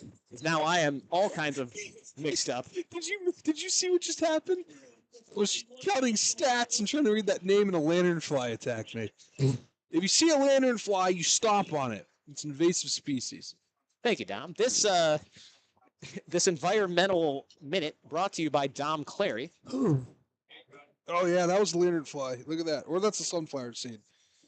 It's a sunflower seed. There's no way. That's a big sunflower seed, man. Yo. Yeah. Again, we're all over the place on this broadcast. I wasn't expecting invasive species to be brought up at any point. But the city of Cleveland put a notice out there that if you see one, report it and stomp on it. Got flags on the field. The men are getting ready to punt this one away as we talk about wildlife here in the booth. That is the other thing with Medina. So typically we have a window open for the camera, but one of the things we actually really like about this, wide open on this side of the box, no windows or anything, so the breeze comes through. It's a beautiful environment to call a game, but with that, you do get lantern flies in here, and Dom is doing his duty as a citizen and making sure they do not continue to cause havoc. Just doing my my civil duty as a a lovely citizen of Cleveland, Ohio. Y'all drop that petition, my man. Folks, don't forget to vote and don't forget to stomp out lantern flies. 4 minutes, 50 seconds to go. 4th and 14. Men are getting ready to punt this one away. And it looks like we got a false start on the Cardinals. I expect to see some of this with some of the younger players in there now. It's like Xavier Dunn jumped a little bit early on that one. Not going to kill you here, but still want to make sure you can shore those things up for next time. So for the third time, Menor will try to punt this one away. And now we got a timeout for Medina. So they don't like what they see either, although some confusion. There we go. Now the teams are going to move off as they discuss things here. Clock stops at 4 minutes, 29 seconds to go here in the fourth. We'll go ahead and talk about it, folks. Next week be week 5 for the high school game of the week broadcast.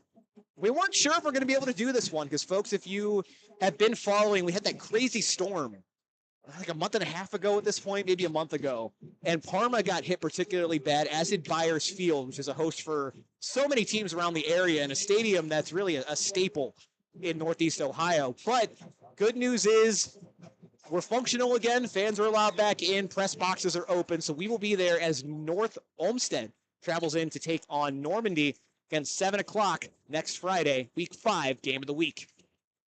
Let's try to get this punt off again, folks. Punter's got it. It is booted, low, fielded at the 45-yard line. Returner's going to bounce out to the right, tries to slip a tackle. He does, but brought down right at the 45, not able to pick up much after that. Number 23 on the reception, Dylan Pay. So here we go. Medina coming back out again. 4 minutes and counting here.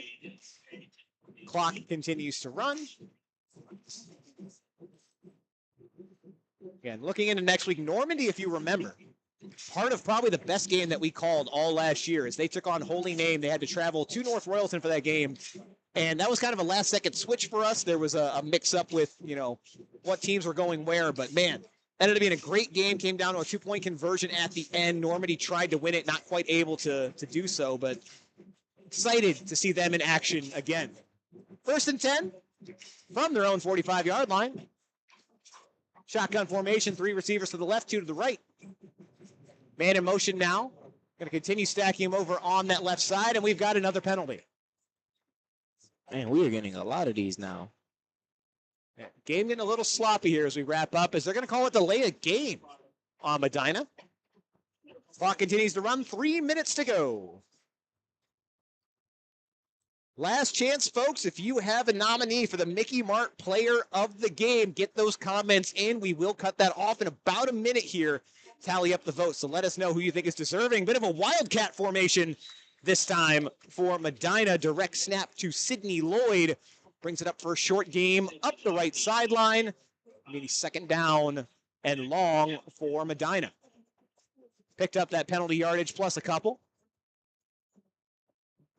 2 minutes, 30 seconds to go now. Shotgun formation for the Battling Bees. 3 receivers left, 2 to the right. Players getting settled. Quarterback's ready. Going to look out. Throw to the left. He's getting chased in the backfield. He's going to get forced out of bounds. Absolutely nowhere to go. Sidney Lloyd again. Looks like they are actually, maybe not a Wildcat that first time. Looked like they actually planned on having Lloyd throw the ball there, so maybe working out things in the future. See if he's going to be getting the ball at signal caller a little more. That defense came at him. He didn't go down, though. He stayed up on his feet. He did, but still maybe try to throw that one away. He was facing pressure pretty much immediately. Now 3rd and 20. Lot to bring up for Medina. Lloyd still back. Going back deep, throws a short pass, and it is intercepted. Another big man interception for the Menor Cardinals. The crowd's going crazy because this is a JV kid, most likely. What number was that? Let's see what grade this kid is. I believe it was 66 or 56. 56. All right, let's see who this young man Yeah, 56, is. Amari Bradley, a junior. defensive lineman. My goodness. Good for that junior right there. Interception number 5 tonight for the Cardinals. 2 by defensive linemen. It's not easy being a junior when you're not on that starting team, but you make a play for your friends, your family, your teammates there on the Friday Night Lights. His coaches are happy for him. It's a moment he's going to remember. Good for that young man. That's an awesome moment. We love seeing moments like that. Oh, absolutely. That's what makes this game so fun, right? It means nothing to this game necessarily, but that's a memory he's going to carry with him forever. 40 seconds to go in this game. Going to be another handoff for Menor up the left side of the field. Do have another flag down. Clock continues to run. 30 seconds to go. Maybe you get one more playoff here before all is said and done. Again, great all-around performance today by the Menor Cardinals. 49-14 is where we're going to end this one. Teams now coming off the field, so that is going to be official, folks. Appreciate you tuning in for the Key On Sports High School Football Game of the Week for Week 4.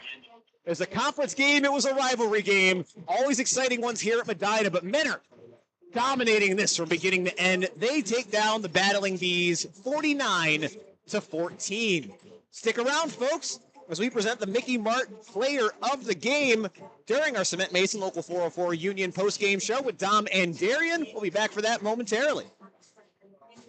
This week's Key On Sports Game of the Week is brought to you by Westside Flea. Westside Flea began with an idea to offer creative, talented vendors an affordable venue to showcase their items in the West Side suburbs, a market where everyone could attend for free and find items at all price points. A free fun day for the whole family, including pets on a leash. Village Coffee and Creamery. From the founders of Nancy's Main Street Diner comes Village Coffee and Creamery. They have everything from dessert, lunch items, and coffee to ice cream and every kind of sweet treat you could think of. They are located at 486 Main Street in Grafton. Tech Corp LLC. Through a relentless commitment to quality and service, Tech Corp LLC has developed a reputation for delivering work that exceeds expectations. They have the knowledge and experience to handle projects of any size and scope. Tech Corp LLC specializes in commercial and industrial roofing and offers assessment management programs, inspections, infrared scanning, restoration, project management, and consulting. You can reach them today by phone at 888-588-5524. TNT Construction. They provide residential and commercial remodeling, construction, and building services to clients in Cleveland and all of Northeast Ohio. Look them up today at tntcleveland.com. Spins Bowl. Spins Bowl has 36 lanes and a large redemption arcade with a full bar and restaurant. It is truly a good time for the whole family as it has something for everyone, young and old. Swing by their website for more info at spinsbowl.com. Smooth Tees, a great place to show your Avon Lake pride with a variety of choices and styles at an affordable cost. Smooth Tees is your first choice and best choice for Avon Lake swag. Riley's Irish Bakery, the absolute best bakery and comfort food selection you will find on the west side of town. Located in the heart of Fairview, this incredible family-run business is your first, last, and only stop for the best eats. At Riley's Irish Bakery, they use the freshest ingredients to create classic Irish baked goods and savories. They are located at 22570 Lorraine Road in Fairview. PG3 Photography.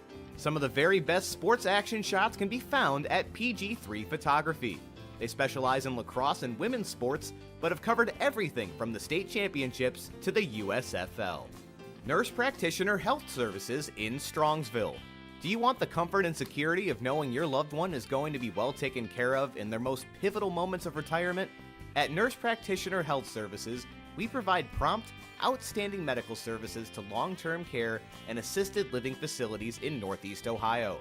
Visit them at nphealthservices.com to find out more. Sold by Dina. She guides both buyers and sellers through every step of the real estate process. For buyers, she will help identify properties that match their needs, provide market insights, negotiate offers, and manage the transaction from start to finish. For sellers, she assesses the property's value, creates a customized marketing plan, and negotiates with potential buyers to achieve the best possible outcomes. Run some type of rule out here if they're going to pass it, but there is an overhang on the right. They need to be careful. Welcome into the Cement Mason Local 404 Union post-game show. I'm Dominic Clary, joined with me, Darian Jackson.